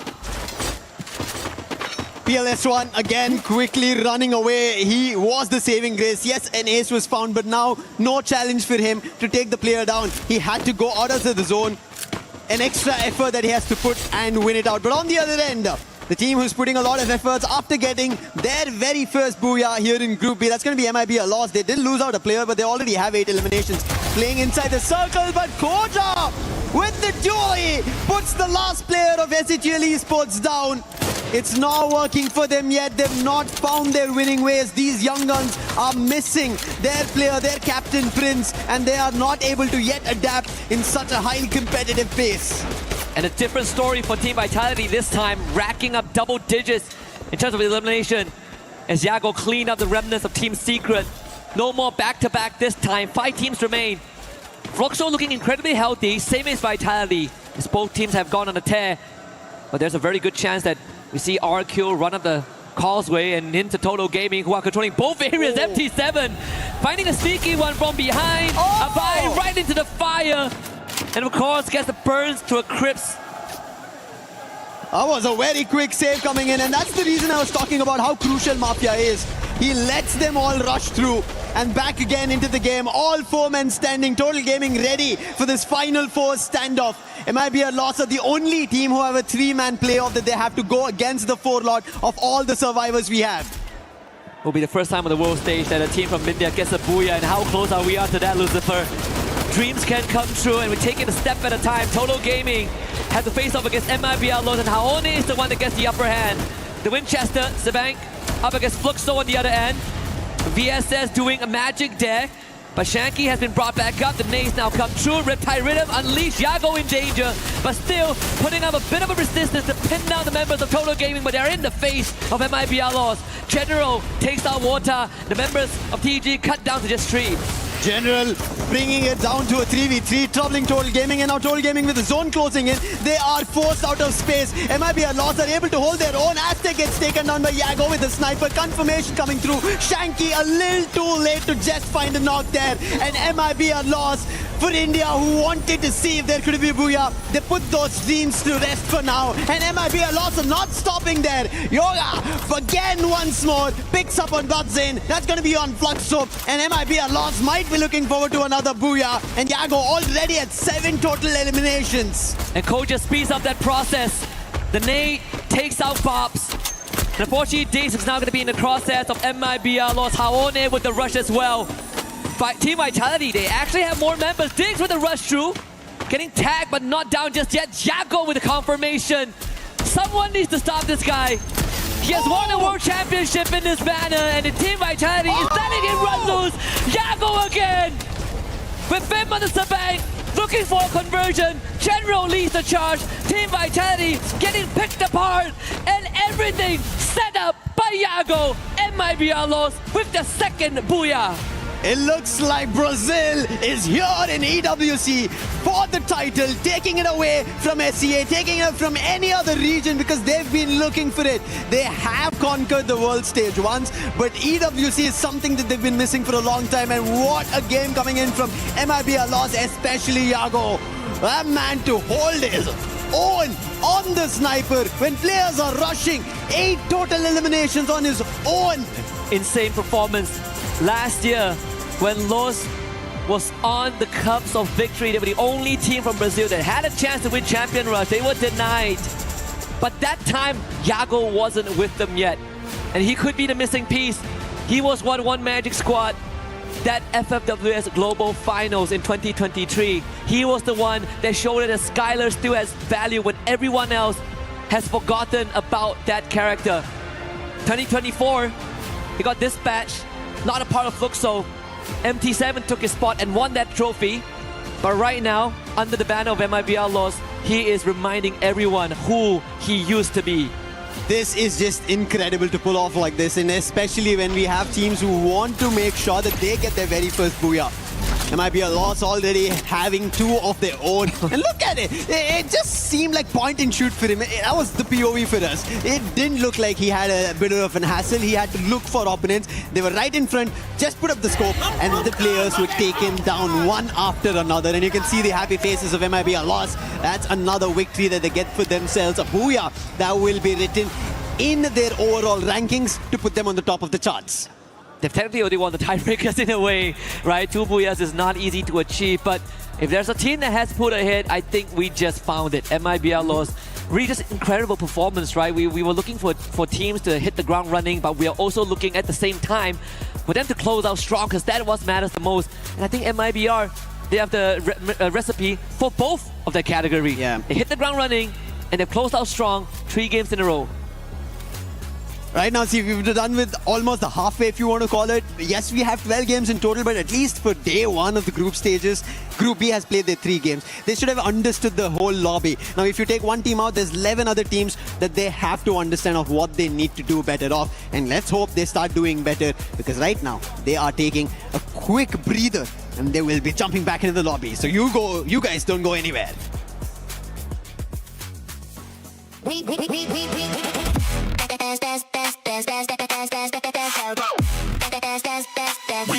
Esports World Cup up.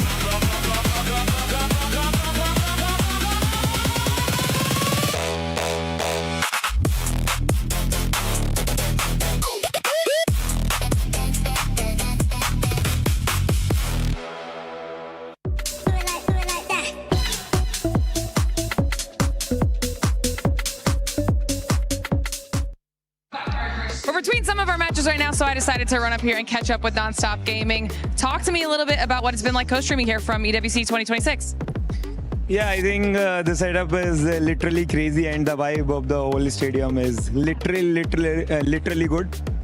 And this is the first time, like I streaming, this time I selected for the co-stream, and this is the first time. And you know, the 3 Indian teams are there, and hopefully they will do very good. We are expecting a very good matches. Let's see. All right, now tell me what it's been like being in Paris this year. Yeah, I think, I mean, might be it's about we are lucky that the Bastille Day, I think yesterday we saw the Eiffel Tower and the fireworks and the many, yeah. There is a very good show, and we have been like, we are very lucky to have the EWC and the same thing happening in the, I think, around same date. That's awesome. That's awesome. Now, you can be biased in this question, okay? Okay. Who is your favorite to win the whole thing here for Free Fire? I think for sure, I want that our team will win. So we have like 3 teams: Asset12, IQ Toll Gaming, and Team Apex Gaming. Yep. So I don't like for Team Apex Gaming, it's not a very good start, but hopefully they will come back tomorrow, because today we score only 41 points. But let's hope for best for the Asset12 and IQ Toll Gaming, because I think they did a very good start, but we have 4 games remaining. So let's see. We still have not only 4 games remaining in this, but lots of gameplay left so far in Free Fire. So we'll have to see how everybody does. And I don't want to take you away from your chat for too much longer. So thank you so much for chatting with us. You know, enjoy the rest of the series. Welcome. Thank you. Thank you so much. Well, it's Lace and Kachita here to bring you more of the storylines from Free Fire. And I think Buriram United Esports better watch out because MIBL just got their second booyah. Yeah, that was amazing. 3 games and 2 booyahs. That is quite something for MIBR. But also, we need to talk about Team Secret because for a second there, I thought this was going to be their game. They wiped out Al Ahly and then they wiped out Twisted Minds. And if I remember correctly, they won the FFWS Spring 2026 by getting consecutive booyahs, back-to-back booyahs, and I thought it was something that they would actually achieve again on the third game, but unfortunately that wasn't the case because MIBR are surely the strongest contender now. And I mean, Team Secret and Twisted Minds kind of are forming this little bit of rivalry, if you've noticed. In those first couple of matches, it was them in that final zone. Then in that previous game there, they had an altercation in kind of the northwestern side as well. But it looks like Team Secret just have that little extra secret sauce to be able to take out Twisted Minds, and they don't seem to get their footing. Yeah, but speaking of MIBR, once again, that last circle, girl, that was so intense. That was crazy intense. And to see that they're now at the 4th place with 31 points, 18 elimination points. I think you're right. Buriram United Esports better watch their back. I mean, we still got 3 games to go. Anything can still happen, right? And if we've seen it in Free Fire. So, you know what? I feel like it might be happening. Can they get a 4th? I don't know, it's going to be a little bit exciting, but to be able to achieve that sort of mean in the starting rounds, I mean, MIBL, y'all better be watching them because 3 booyahs is coming their way. But of course, I know we're very much itching to get into those next matches. Lucifer, do you think MIBL is going to be able to achieve that 3rd booyah?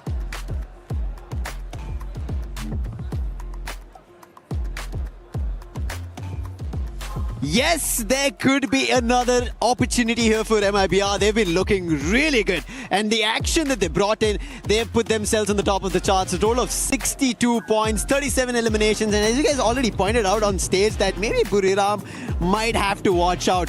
Yes, Evo's Divine, they're not have to be worried about, but a close competitor very soon. Yeah, very, very close. In fact, MIBR was actually a big competitor to BRU last year in Ria. Yeah, you know, there you go. It's coming together, baby. It's coming together. That's what makes Free Fire such a competitive and fun esports title. A lot of times, and that's why it's hard to escape the allegations that, hey, we predetermine some of these things. As I gotta say, it's so intertwined right now. You can step on any part of the machine and something will fall into place. But one thing that has yet to fall into place is where do we place RQ again? I'm not sure. I think we have to ask Conchita as well as Neptune again because they've been the ones who've been talking about it. And hey, I don't know if there's a jinx, but maybe something that we will look later towards. But I think there could be an opportunity where RRQ now recover, right? They've had an idea what Team Secret is doing. MIBR lost on the other end on a spree. Looking forward to Yago of how he's been sniping across, and Fluxo almost getting to all the top 4s in the final fights. And we did say that the second half of the matches for Group B theoretically should be ID favorite. Theoretically should be RQ and Team Vitality that gets put under the microscope again. Nextera, Kalahari Nextera, it starts with here. And honestly, I think on Nextera, I look at RQ. We're not looking at number 1 placement stats, but it's good enough, right? It's good enough to suffice for RQ to give us something to be happy about. I think same for Team Vitality. Lion going over the Intellect Center, a very less desired spot. But we also have S8UL against Straw Hats. Actually, Straw Hats are very spread out. Yeah, it's a very unfortunate, very early clash that we're seeing at Deca Square happen right now. And Straw Hats are already looking at the bottom, and it seems like it could be trouble. But as we look at our stats, we can see S8UL are the ones who are dropping the numbers, and S8UL, they are also close to those bottom 2 that we've been talking about. And teams need to now start worrying, because as we have reached the halfway mark, if everybody doesn't start jumping in to figure out if they start losing points, it is trouble. They'll miss out on opportunities. They'll miss out to getting back towards the top 4 or at least staying in the 10, because if they're in the bottom 2, they will be eliminated. Yeah. I think at least in this case, we saw a bit of a disengage. That spot was taken over by RRQ as they fill in the void. So now RRQ is Straw Hat's problem. S8UL escaping with 1 remaining member. Pincer tech coming in. We get a quick replay of this earlier clash that we saw on the radar.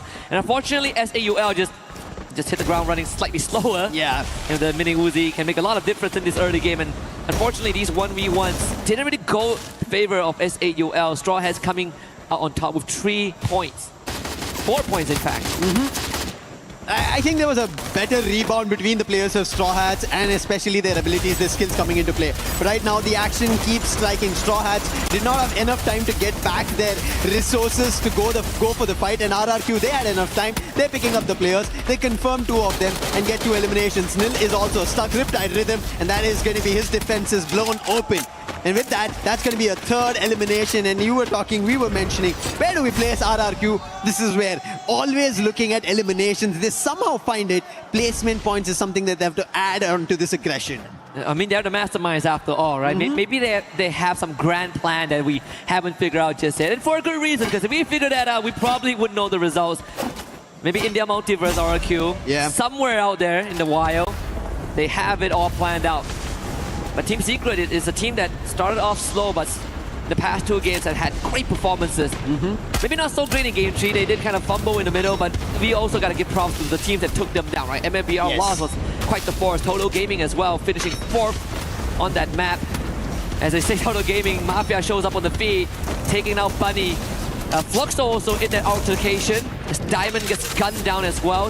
Team Secret with the 3rd. It seems like a lot of flurry eliminations are happening.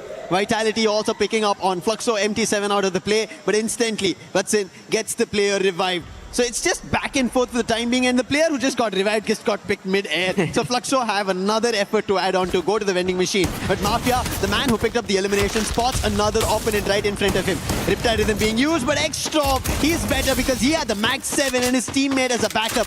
And Mafia's down. So Total Gaming having this separated approach did not work for them to get another additional elimination. However, Straw Hats seems like they're recovering. They've had 5 eliminations so far at the start of this game. And the revives keep on coming, right? We've seen so many bodies drop, so many points acquired by different squads, and yet we still have 43 again. It's gonna cycle. We're gonna cycle through these numbers for a while. As Jump finds a trade with him and a T-Quay. Team Secret, losing our number just a little bit. In the last game, they had to rely, and they could rely on PLS1. And here comes the savior. Diamond has that location locked down. PLS1 deny the pickup. It's still gonna come in onto it. The shoulder is showing. And fully denied. Tristan Mice this time will not let Team Secret walk away scot-free. Unfortunate. 2 different angles in Team Secret. They get troubled. TQ as well as Nan7, they're the last survivors, and I think he might be taken down. Nan7 is also spotted. Diamond with his AUG puts him down, but the trouble is not done yet because Miyacorp, they entered into this fight. They want a bit in terms of eliminations because they've not had a great game so far in the start. 3 games done. This is game number 4. Miyacorp need to get back to those eliminations, need to get back to placement points, and they've found 3 so far. And Twisted Minds, they've now taken a little bit of a silent approach, but the boss, I know he is worried and spots the player while he was completely unwary of another team being available or for a fight, and instantly the boss puts him down and Miyacorp suffer a loss. But another team who suffered a big loss is going to be Team Secret, who are now swept out. The boss now finds a second challenger, which is Nick. And he turns around and finds Josper. Another body slam in the face of Miyacorp. But the boss is hit on a one-man mission. John Wick style here. Can Nick find him though? I mean, the boss could still do some heavy damage, and all with the absence of his teammate. So can you imagine the amount of chaos they could rain on Miyacorp when the rest of Twisted Minds complete that rendezvous in that area? MIBR lost, playing on the outskirts this time at the coastline. S8UL in front of them, and Rick B relays that information. The Dinoculus spawning slightly ahead, confirming the presence of no one. So now they can focus on the members of S8UL. Oh no, big trouble. S8UL Esports already receiving big damage. And MMBR lost it closer than they think. Rick B, he puts the player down. He knew what was happening. So he had already gotten closer to the haystack. And as soon as S8UL decided to maybe go for a flank, the player instantly gets shut down. And Troll and Jack are now stuck in a building. Bunny way too far to help out. Troll will be taken down. Jack will be very soon found out. And Bunny, all he can do is run away, go for a revive. But Jack, he's thinking he wants to step out. Maybe look forward to an approach if there is save. But I don't think there is going to be a save button here for his teammate. All he can do is try to buy time for Bunny. Yeah. And as long as Bunny can get out and get that revive, his job is done. Jack putting up a valiant fight. The result goes over to MIBR lost. 10 eliminations already. Just short of minute 7. We just see the standout player was Yago in the previous game, who clocked in 9 eliminations on his own. And so far, I mean, MIBR loss have been outclassing Fluxo, right? I mean, as much as, again, I'm big fan of Fluxo, big fan of the legacy. Recent times, MIBR loss, ever since the loss in Riyadh last year, has really fueled something in them. You see the fire burning. And not to mention with Yago's addition to the squad, this team has powered up. Big time. And we might be looking forward to another opportunity for MIBR loss. We saw the stage also talking about the same thing, but one team that I do want to see who have opportunity is going to be Lion. And now they spotted Joel. And he was just out in the open, running across these tracks like he owned it. And Lion instantly put him down. In this game, Lion also has 4 eliminations. Seems like they are trying to move in the direction of finding a lot more elimination. But I'm surprised that we've not yet seen any elimination from Gamez or Games King, because he's been the MVP for their team. Rather, it's been Hax who's been picking up the weights on his shoulders. Yeah. And it's something that I think they need to dig deeper to find, right? In this case, they could start with getting solid confirmations onto Team Vitality. Makes it 5 now. Again, you call back to Games Kings last year on the world stage. He has been a pillar of his squad. One of the youngest player in the entire tournament, but also one of the most gifted long-range players in a meta where snipers were sort of shoved aside, and he was the bright star. Right now, everyone is looking at him and all eyes are on him, and yet still leaving more to be desired. Axe Tag kind of trace himself for 1. Total Gaming up to 2. Launchpad available to disengage from Lion. Lion now getting hit upon by Total Gaming. Shanky puts Joker down, but quick trade coming in from Gamez. That's not going to be a confirmation. Oh, finally it is. So they do also lose a player. So even Total Gaming had to go for a quick revive. And Vota is the one who did that. Lion on the other end, they want to chase the player who went for the revive, the vending machine. And it's going to be Vota. He gets spotted. Winchester in hand for Hax, but he gets taken down with a rush coming in from Vota. And Vota all alone trying to hold himself off. Now Games King, he's closer, and Vota will be finally taken away because Joker from afar with the sniper puts him down. Good attempt there from Vota to really keep Lion pinned down for the rest of his team to kind of recuperate themselves. So he gets revived regardless. So TG back to full force. This game again slow. I mean, game 3 was the game that had the faster pace. Yeah, it did. Now we're slowing down a little bit. I say we slow down just because we still have 39 players in the lobby. We cycle through plenty of reincarnations at this point. We've only lost 2 teams, Straw Hats and Team Secret. But everyone else pretty healthy. This lobby of Group B itself tells you of how different from Group A this entire set of teams are. Yes. Because there, everybody was very hungry for eliminations, fights, back and forth. But here, everybody wants to read each other, understand each other, because they all know elimination is not the biggest threat, but it's about going into the finals directly. You mentioned about it. Miss that survival stage 10 games and walk into the finals, prepare better strategies and be ready for it. That's what they're eyeing for, and that is getting difficult for some of the teams to figure out, even though we are at game number 4. Yeah, even when we look at the numbers, so far some of the accolades of these players, right? Yago, 3rd in line with the most eliminations. He has 13 in total, and 9 of the came from the previous game. Total Gaming now facing RRQ. Wota, who just came back into the lobby, got removed again. And Total Gaming's members cut down in half. Shanky might have to hold the fort here. And they're not in the best of the position. Aztec, who just went in for the revive, his position's compromised. Fluxor going in for the chase. Shanky, he can't do anything because if he steps out, then another casualty strikes. And there it goes. The players in midair, Al-Ali, they pick out Vota once more. So nothing is working here for Total Gaming. Aztec, the man who went for the revive, he will also be taken down. And the bell is not ringing in the favor of Total Gaming. They were closer in the previous game, but in this game, they're still not able to figure out what works in their favor. But Vitality, they had to figure out, made a jump, but right into the crosshairs of Twisted Minds. 13 eliminations already, and they're looking forward to a lot more. And with a VSK expose, he gets 1 more added to the team. Bit of a distraction there that could give TG a breather to pick themselves back up and kind of put the pieces back together. But 11.5 minutes in-game time, there's really not much space to work around as Aztec gets brought back. Twisted Minds looking at 13 eliminations. RQ sitting right across. And also Fluxo in the vicinity as well. We did see the circle earlier on, centering around Boxing Gym and Decker Square, where MIBR lost has basically hunkered down on the southern side of the safe zone. It could give them a good entry, get a couple of points under their belt, but I'm looking at Al Ali again. Yeah. Last game was the only game that they didn't make it that far, but now, in the 12-minute mark, Al Ali will have a good chance to prove themselves once more. Right now, before Al Ali, we have Fluxo, who have another challenge. They've always looked closer to a booyah, but they've never converted yet. This is game number 4, match number 4 that we're witnessing, and they still are trying to figure an approach where they'll be successful. But look at Lion.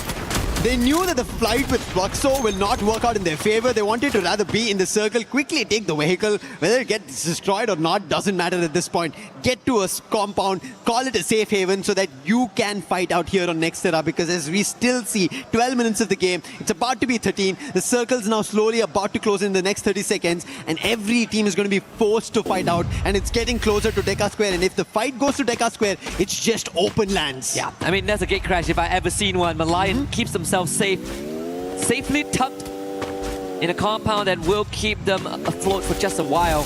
But this rotation of Twisted Minds might put them in front of MIBR. Lost! Total Gaming in the fight with Lion. Oh, no. The jaws of the Lion clamps down. Total Gaming eliminated in an instant. This is the reason we were talking about the compound, and Lion were very smart to act about it. Total Gaming did start off, but it did not work out. And now, after Total Gaming, it seems Lion have found their jaws with a lock-on towards SATUL Esports. The fight is a little too far that's happening, but they're still able to hammer them down. That tells you of what Lions are also looking forward to. A recovery of a game. But recovery is not yet happening for Mia Corp. Fluxo find the last man, and they put an end to their run. And now RRQ also jump into this flagship battle of taking down SATUL. On one end there is Lion, on the other end RRQ. Bunny gets hit, Noor right now in trouble, and Jack becomes the last man standing. Can he be the Jack of all trades? I don't think that's an opportunity for him to ask or even deliver on in such a small position with so many teams still surviving. You did say there's a risk of fights getting caught out in open areas when the circle shrinks, and it's currently the reality that some of these teams have to deal with. As the circle starts closing in, the blue will force the movements of Lion straight into RRQ's compound. The Riptide Rhythm doesn't really dissuade them just yet, but big nade from Captain Dudes sets it up. Bobs also firing from behind with support from Gio on the high ground. Lion, no more. Jack at least gets one in that mix, an additional elimination for SATUL Esports, but Bobs with that M60. Brilliant stuff being done, but SATUL, they're not safe yet. The last man standing, Jack, he was initially kind of seen by Fluxo, but Fluxo, as the zone's closing in, they know they're not ready for this fight with Jack. They cannot just try to pin him down. Rather, they just jump in front, and Jack, he is peppering them down. Bobs is also knocked. 2 players from Fluxo in trouble, but they quickly recover. Having the Thiva as an advantage does help you in the nick of time. But Gio was able to find him at the very edge of it. And that was enough to take him out of the equation. As we go down to these 5 teams, and all of them have the full squad left standing. Right out in the open is Boxeo and RQ ready to receive and challenge them up front. Abai leads the charge, and instantly RQ finds himself in the thick of it with a couple of knockdowns. Runs also steps up to the occasion. Then the Jitters completely eliminated, and so does Fluxo. RRQ.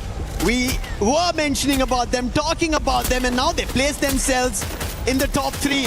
This is what they wanted. They had placement. They did not have placement on elimination, but Yago, stop this madman from MIBR loss. He is just shooting players down like they're standing still targets. One more. Remind gets confirmed. And now MIBR lost in trouble as Maal finds General. Rigby close by, Rawan getting closer. Yago has to be the saving grace. He has to pull them from the jaws of death from RRQ. And I think it's very doable. Hawk could also be the X factor. Rigby gunned down again by Rans. Simokes is there. Awali with his save. If they make it far enough into the game, they can be one of the contenders. And here they are in top 3. With less than members to work with, but enough to threaten RRQ and give MIBR Law some breathing room.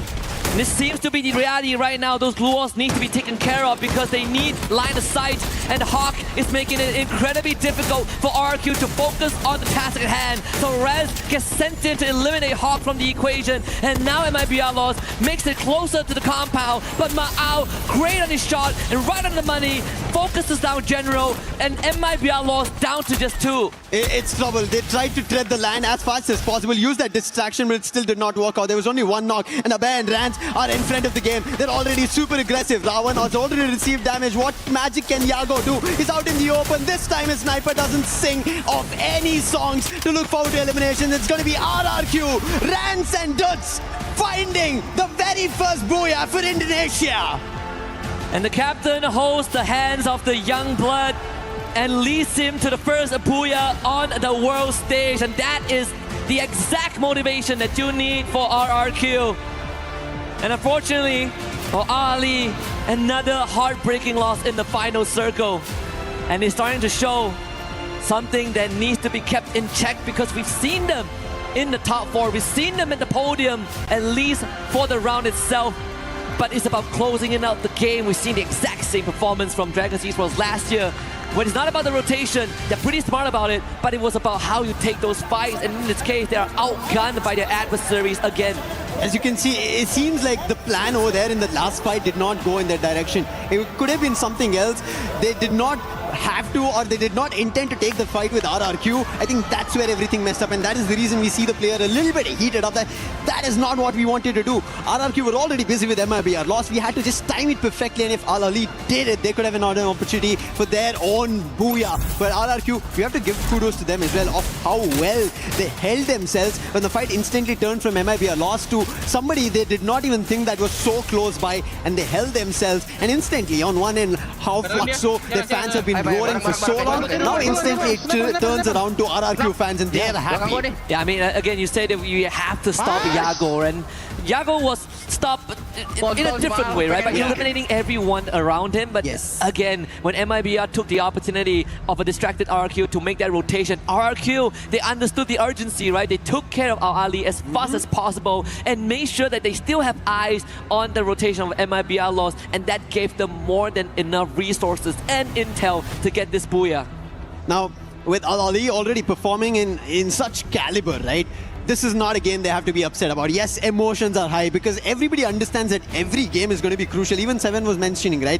Consistency is going to be very crucial when you're in the group stages, especially if you want to make it to the grand finals directly. And I think that's what Al Ali thinks, and that is the reason we see emotions completely high at this time, especially of a game so close to a booyah.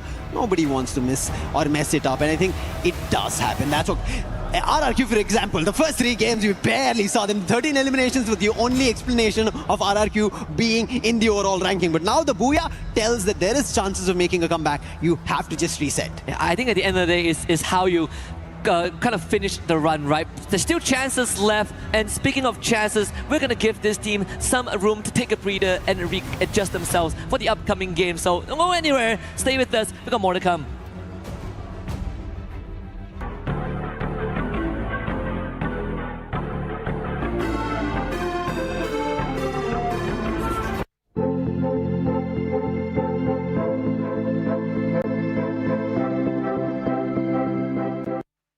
Welcome to Gadia City, an activation right in the heart of the Esports World Cup. And let's be honest, you can't miss it. It is so bright, it looks incredible. This activation, we have VR, we have consoles, and we have simulators that you can take part in. It's so much fun. If you're going to the Esports World Cup in Paris, make sure you come down here. And my friend Luti is over here, my stunning co-host. How are you feeling? I'm into golf now because football is over for me. Oh dear, let's not talk about it anymore. Let's see how accurate you can be in this golf simulator. If there's one thing that I know, it is being a dad, gaming, and golf. And so this is my third one. Let's see your accuracy on this one. 82.3%. Luti, let's see if I can beat you. I hope for you. I hope for you.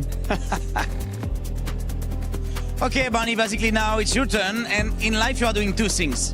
Hostings and playing golf. So hopefully you're gonna do better than me. I mean, you're not wrong. If I don't beat you, I'll be really upset. I'll probably have to quit golf forever. So we're just gonna have to wait and see. Here we go. It is your time. It is my time. Okay, that looks a little bit better than me, I have to say.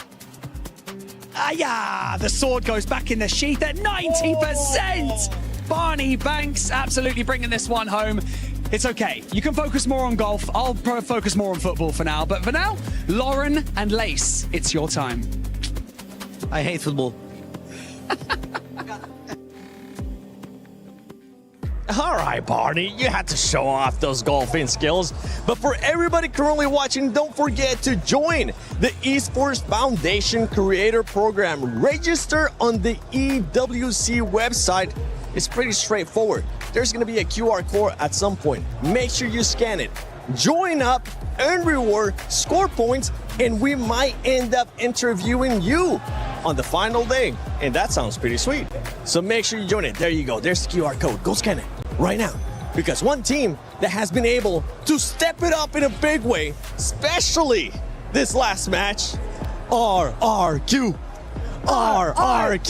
Conchita. And Miles is one of those that at this point, I think even the pressure is not facing him anymore. Yep. Because there's so many times in the previous competition when he's going solo, he will just be going down that quickly. It did happen a few times from the earlier games, but now because he's the one who's bringing that energy to the table right now, I think there's a lot more that we can see from RQ. Please don't talk to me about RQ. Oh, no. They because- heal lows. Girl.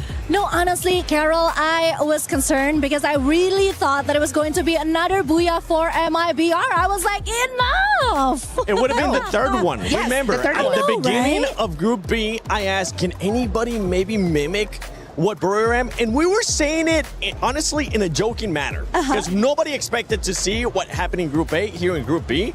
And Carol, first of all, thank you so much for joining us. The fact that that squad got so close, Brazil in Group B, they're looking good. Oh my gosh, they are doing an amazing here at the AWC. And the funny thing is that during the grand finals in Brazil for Fire World Series, Brazil, they were almost the champions. The thing is, the format, the champion point, didn't give they the opportunity to have their final booyah and go for the win. I think But that's they were why the best team of the day. I think that's why we're seeing them just go after those wins. They want to make sure that when they go to the finals, they're going to be ready to get those booyahs. Because right now, it's working out for that squad.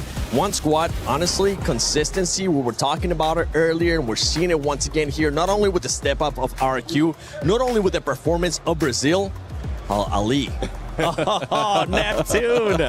Yeah, I mean, one of the players of Al Ali has been reminding us why they are champions of their region. I mean, it's just like refreshing that we're seeing one team that is keeping the balance of both placement and elimination, and it's bringing themselves higher in the table. Hopefully, it's high enough to get to that top 4 because there's a lot who's taking the top 3 right now, and the lead is increasing.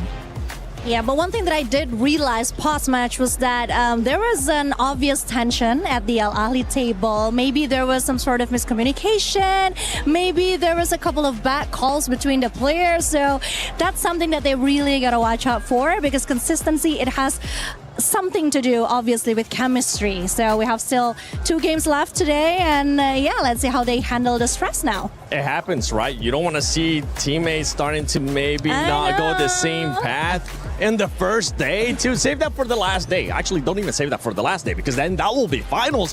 But the overall ranking, Los right now over Fluxo, Twisted Minds as well has been forming great. RQ, as we mentioned, Al Ali, all these squads are doing great.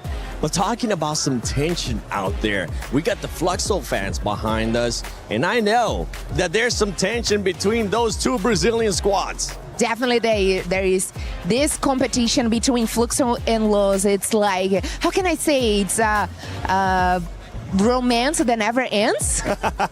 Yes, because we got Iago. Iago used to play with Bobs, Jill, and MT7 right now plays with the Fluxo, right? With Butzin as well. And Iago used to be their sniper. And then after the Free Fire World Series back in 2023, Iago left the team. And right now they got MT7, which MT7 is the best sniper in Brazil. And probably that makes Iago so mad that right now Iago is stepping up here at AWC, and man, he's the best player today. Yeah, I do agree. I mean, Yago, when last time we saw them, he was just making highlights of his own. And, well, I would say even when MT7 stepped into Fluxo, he's also making them win those fights. So I guess with Yago, MT7 rivalry, or let's say for the team rivalry, they will be very close in there in the battlefield. There's still a lot of storyline that can unfold out of this, but judging from the scores that they managed to maintain right here, even before we end this day for this Group B, like the lead is pretty much sure enough for MIBR loss. So I don't know what miracles will happen for the other teams who's trying to catch up. Because imagine, RQ guys, I know they just had RQ, they just had their Booyah, but they're still far away, like around 27 points. Yeah, I think it's gonna be pretty hard for them to catch up, and I cannot deny the fact that maybe today will be the day for the Brazilian team. So Carol, I think you can smile and be happy about that just today. Is that good for you? At least I'm admitting that today is really the day for MIBR lost as well as Fluxo. But then again, if we're talking about the rivalry, I'm not really sure. One thing for sure though, Taylor Swift should really write something about those two, MT7 and of course Yago. It is a love story, a complete love story of Free Fire. Or maybe Ariana Grande. Thank you, Nat. Yeah. They're trying to find out who's going to be big brother, who's going to be little brother. Yago definitely doesn't want to be little brother. I mean, we know his stature is going to be outside of this frame. From all these squads, I mentioned it earlier at the start of Group B, and we're just so close to it. I want to see where you guys stand on this. Does Los end up getting another Booyah and goes for that 3, or is Fluxo going to stop him? Carol?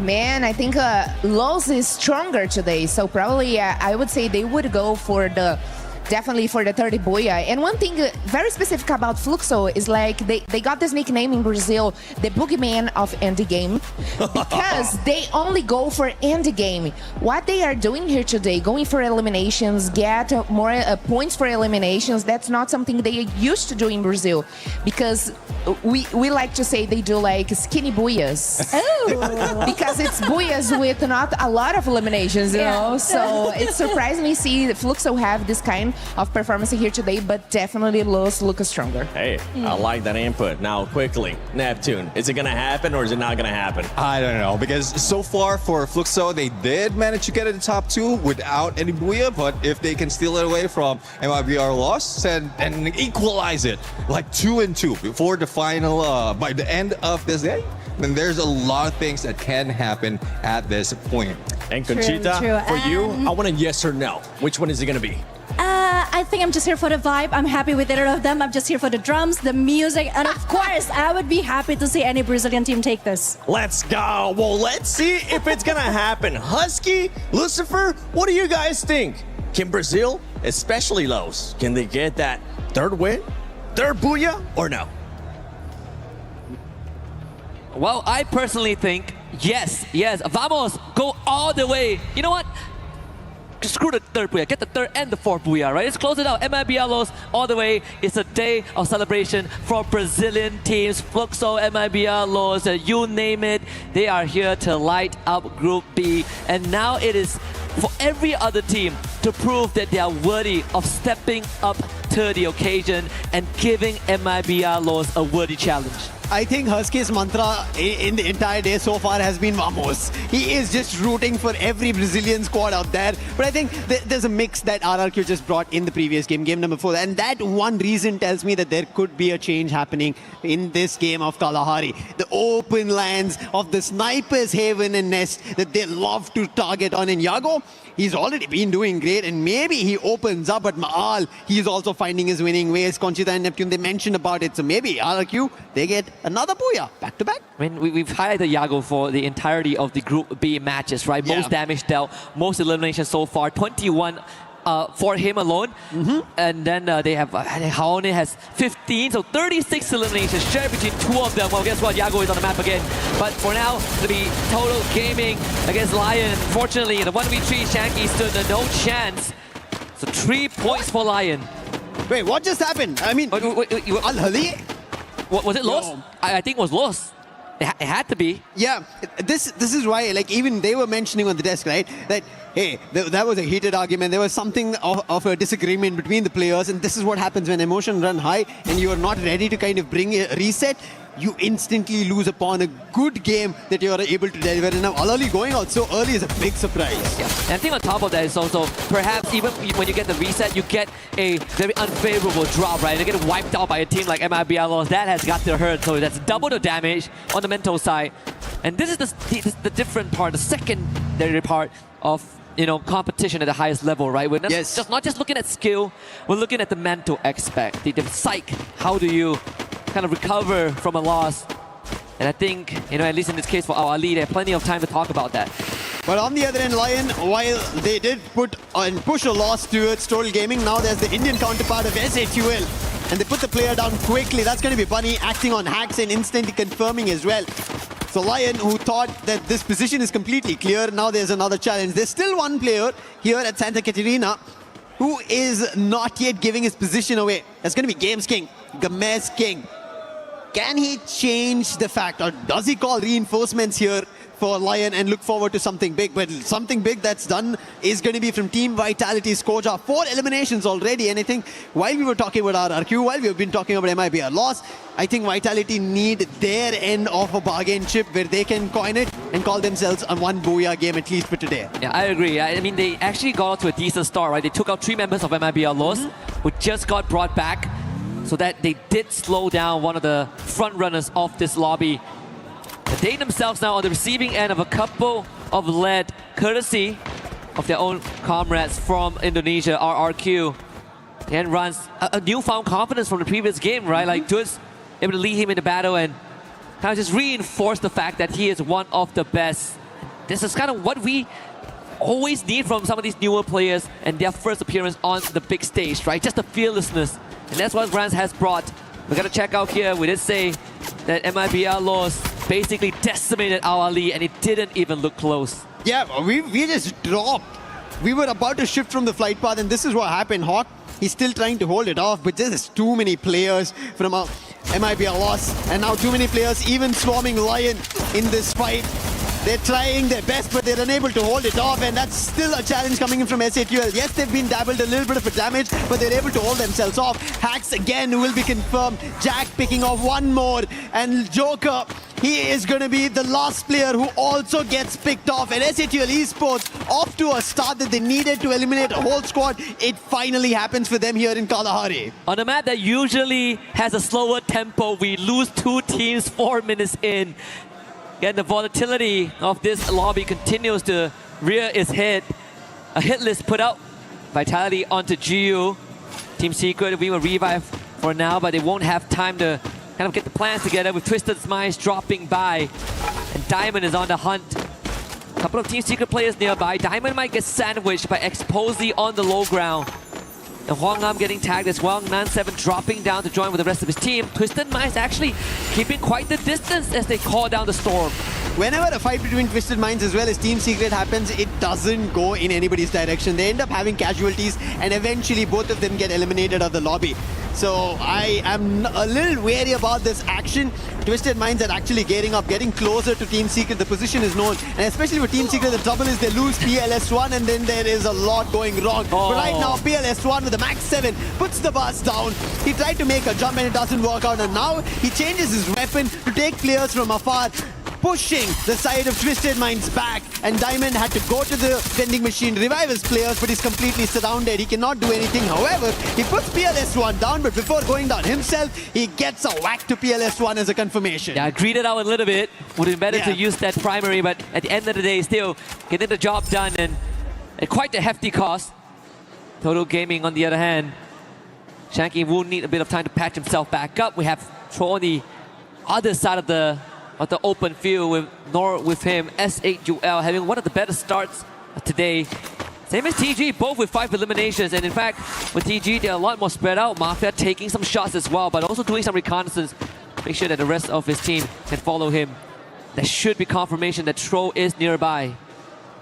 After their game number 1 and 2, I think finally we are seeing a little bit of an change in Total Gaming. They're picking up eliminations a little more proactive. They're looking a little more confident. A little mess up happened at Santa Catarina, but we can brush that away. It does happen to everybody in the initial drops, but they managed to recover. But SATUL, they managed to recover even bigger. And that's the reason they are not caring of who's in front of them. And yes, they don't know who is, but they will look forward to eliminations. They're a very elimination-hungry team. And so far, they even pick up one player from Total Gaming. I think proactiveness is the key word here, right? A lot of teams, if you play not to lose, you're eventually going to lose to teams that play to win. And it's going to be an oxymoron for majority of the time, but it has been a reality, and that's why, you know, winning these gunfights are eventually going to be the cornerstones of getting that booyah and maybe a trophy lift at the end of the journey. And the end of the tunnel right now for Team Vitality is that they are in the center of the circle, right? They have Bayfront, they take control, and a map like Kalahari, having Bayfront under your influence is actually a pretty good area to kind of park yourself under. What surprises me is that RQ didn't immediately go to Refinery. Exactly. Right, they're actually playing on the outskirts of that area. Both Refinery and Command Post are almost looking empty. No teams are taking control of it. They're letting others try to get close by. Surprised to see that, but at least at Shrines, it seems like the fight keeps going on. MIBR lost. They thought this is going to be a stronghold, but right now Straw Hats having the position of the verticality, using the terrain advantage, they're trying to put them down. But General answers back, puts shots down, who is also been taken down. It's up to Extra and Nil, but they're afar. They're so on top about that they cannot be able to easily help their teammates out. But Nil at least trying to hold ground, and he's going to challenge Yago. He's been the man with the big rifle, the long barrel, and he delivers once again. Will not let MIBR loss fall down. Not at all. And at the cost of no casualty, they should be able to retrieve Rigby in time before he bleeds out. So MIBR lost with 8 points under the belt, continues with a full squad. Aztec gets brought back for TG. Fluxo now under the storm, having to deal with the Miyacorp West. Quite made a bit of noise in the previous game. Didn't make it until the end, but does draw some attention to them and reminded that they are also part of the competition here. But Santa Catarina, it's going to be the hard one with the stronghold basically controlled by Fluxo, especially Bobs here, who is going to take that move to join up with Butchers in. They could now go for the push. Carol mentioned, right, they're the boogeyman, but they're a skinny boogeyman, if you would want to talk about. Are they going to get closer to that? Fluxo have always been a step in front of the race for a booyah, but they've never gotten closer to it. They've always missed those last opportunities, even if they have a man advantage. But right now, they are troubling Miyacorp. However, Kappa and Biblik, they put players from Fluxo down. They're turning the tides around. It's working out. They confirm players as well. Butson has to go on this 1v1 and win it out. MT7 on the other end. He is troubling SATUL. A little bit of a wayward approach coming in from Fluxo, but they're still able to hold off Miyacorp. Yep, and it goes back to what Carol mentioned earlier on, that MT7 was regarded one of the best snipers from Brazil. Today still outperformed by Yago, but has some moments of brilliance, and that was one of it. Fluxo is beaten and battered, only half the roster remain, and SATUL shows up, Butchers in getting chased left, right, and center for to fight, but there was no way out of this one. Jack and Tro with a couple of eliminations on their own, and MT7, the star of the show, now sent packing. With a vending machine right in front of them, but with multiple members of Miyacorp gatekeeping that area. The approach of taking two-pronged fights is always a problem. You end up sending your resources in two different directions, and if both of them fall, you are left completely alone. And that's what's happening here to MT7. Miyacorp on the other end, it was only Fluxo they had to fend off. They were able to. They got the player back up as well. So MT7 in a very varied position. He'll not be very comfortable in even going towards the vending machine. Kappa right below him. And he and his entire squad is relying for MT7 to get closer to the vending machine and get that revive. And he does. He gets Bobs. Kappa could have held the vending machine, but he doesn't now. MT7 is an opportunity. Runs right to the weapon of Niggs. And having, come on, an SMG in such a close range, you can't do anything against a weapon that plays the sniper role. Yeah, there was no way out of that one. I honestly thought that MT7 would just hold that spot and try to take a 1v1, right? So probably didn't have intel of where the second member of Miyacorp is, but at least the captain is brought back to lead the team, in person again on the field. Team Vitality with 5 eliminations and 4 of them from Koja. Yago able to sneak through, but that shot ringing to the eardrums of MIBR Laws. It's gonna give them a bit of intel of a secondary enemy nearby. And it's important information for MIBR Laws because they will have Twisted Minds to contend with in just a little bit, as the Indonesians now might clash. And the last time they met in Kalahari in EWC last year, it was Vitality that denied RQ of a trophy lift. Now it's going to be some of that rematch. Feels like deja vu from a year ago. Team Vitality, they've been getting closer to the titles but never been able to lift it off. And this could be an opportunity that they might have to write on their own. Yes, it is tough, especially in stages like this. At least when we had the last EWC season, it was 18 teams, but now the competition is even tougher. 24 teams, you are just put in one group, you have 12 games to play, and Team Vitality has still not picked up enough to get to the top 4. So the distance is more compared to RRQ. If you talk about it, RRQ are even further down because they messed up in their initial games. Yeah. I mean, both teams have come second a couple of times, but RRQ has been there more often. It's definitely a sour spot to be in. Mia Corb actually being in a pretty good position in confinement. There is the blue that they are baiting in right now, but we see the binoculars used on the southern end. Gets to just cut through the open field, but completely avoid Fluxo, who are on the lookout. This could put them in a spot. If they continue that rotation down, they could end up intercepting Team Secret or maybe S8UL. I think a team to watch out, especially here in Kalahari, is S8UL Esports. They've been taking proactive fights, but this time now they're getting a challenge, and that's going to be Team Secret taking a jump as the circle shifts dead center.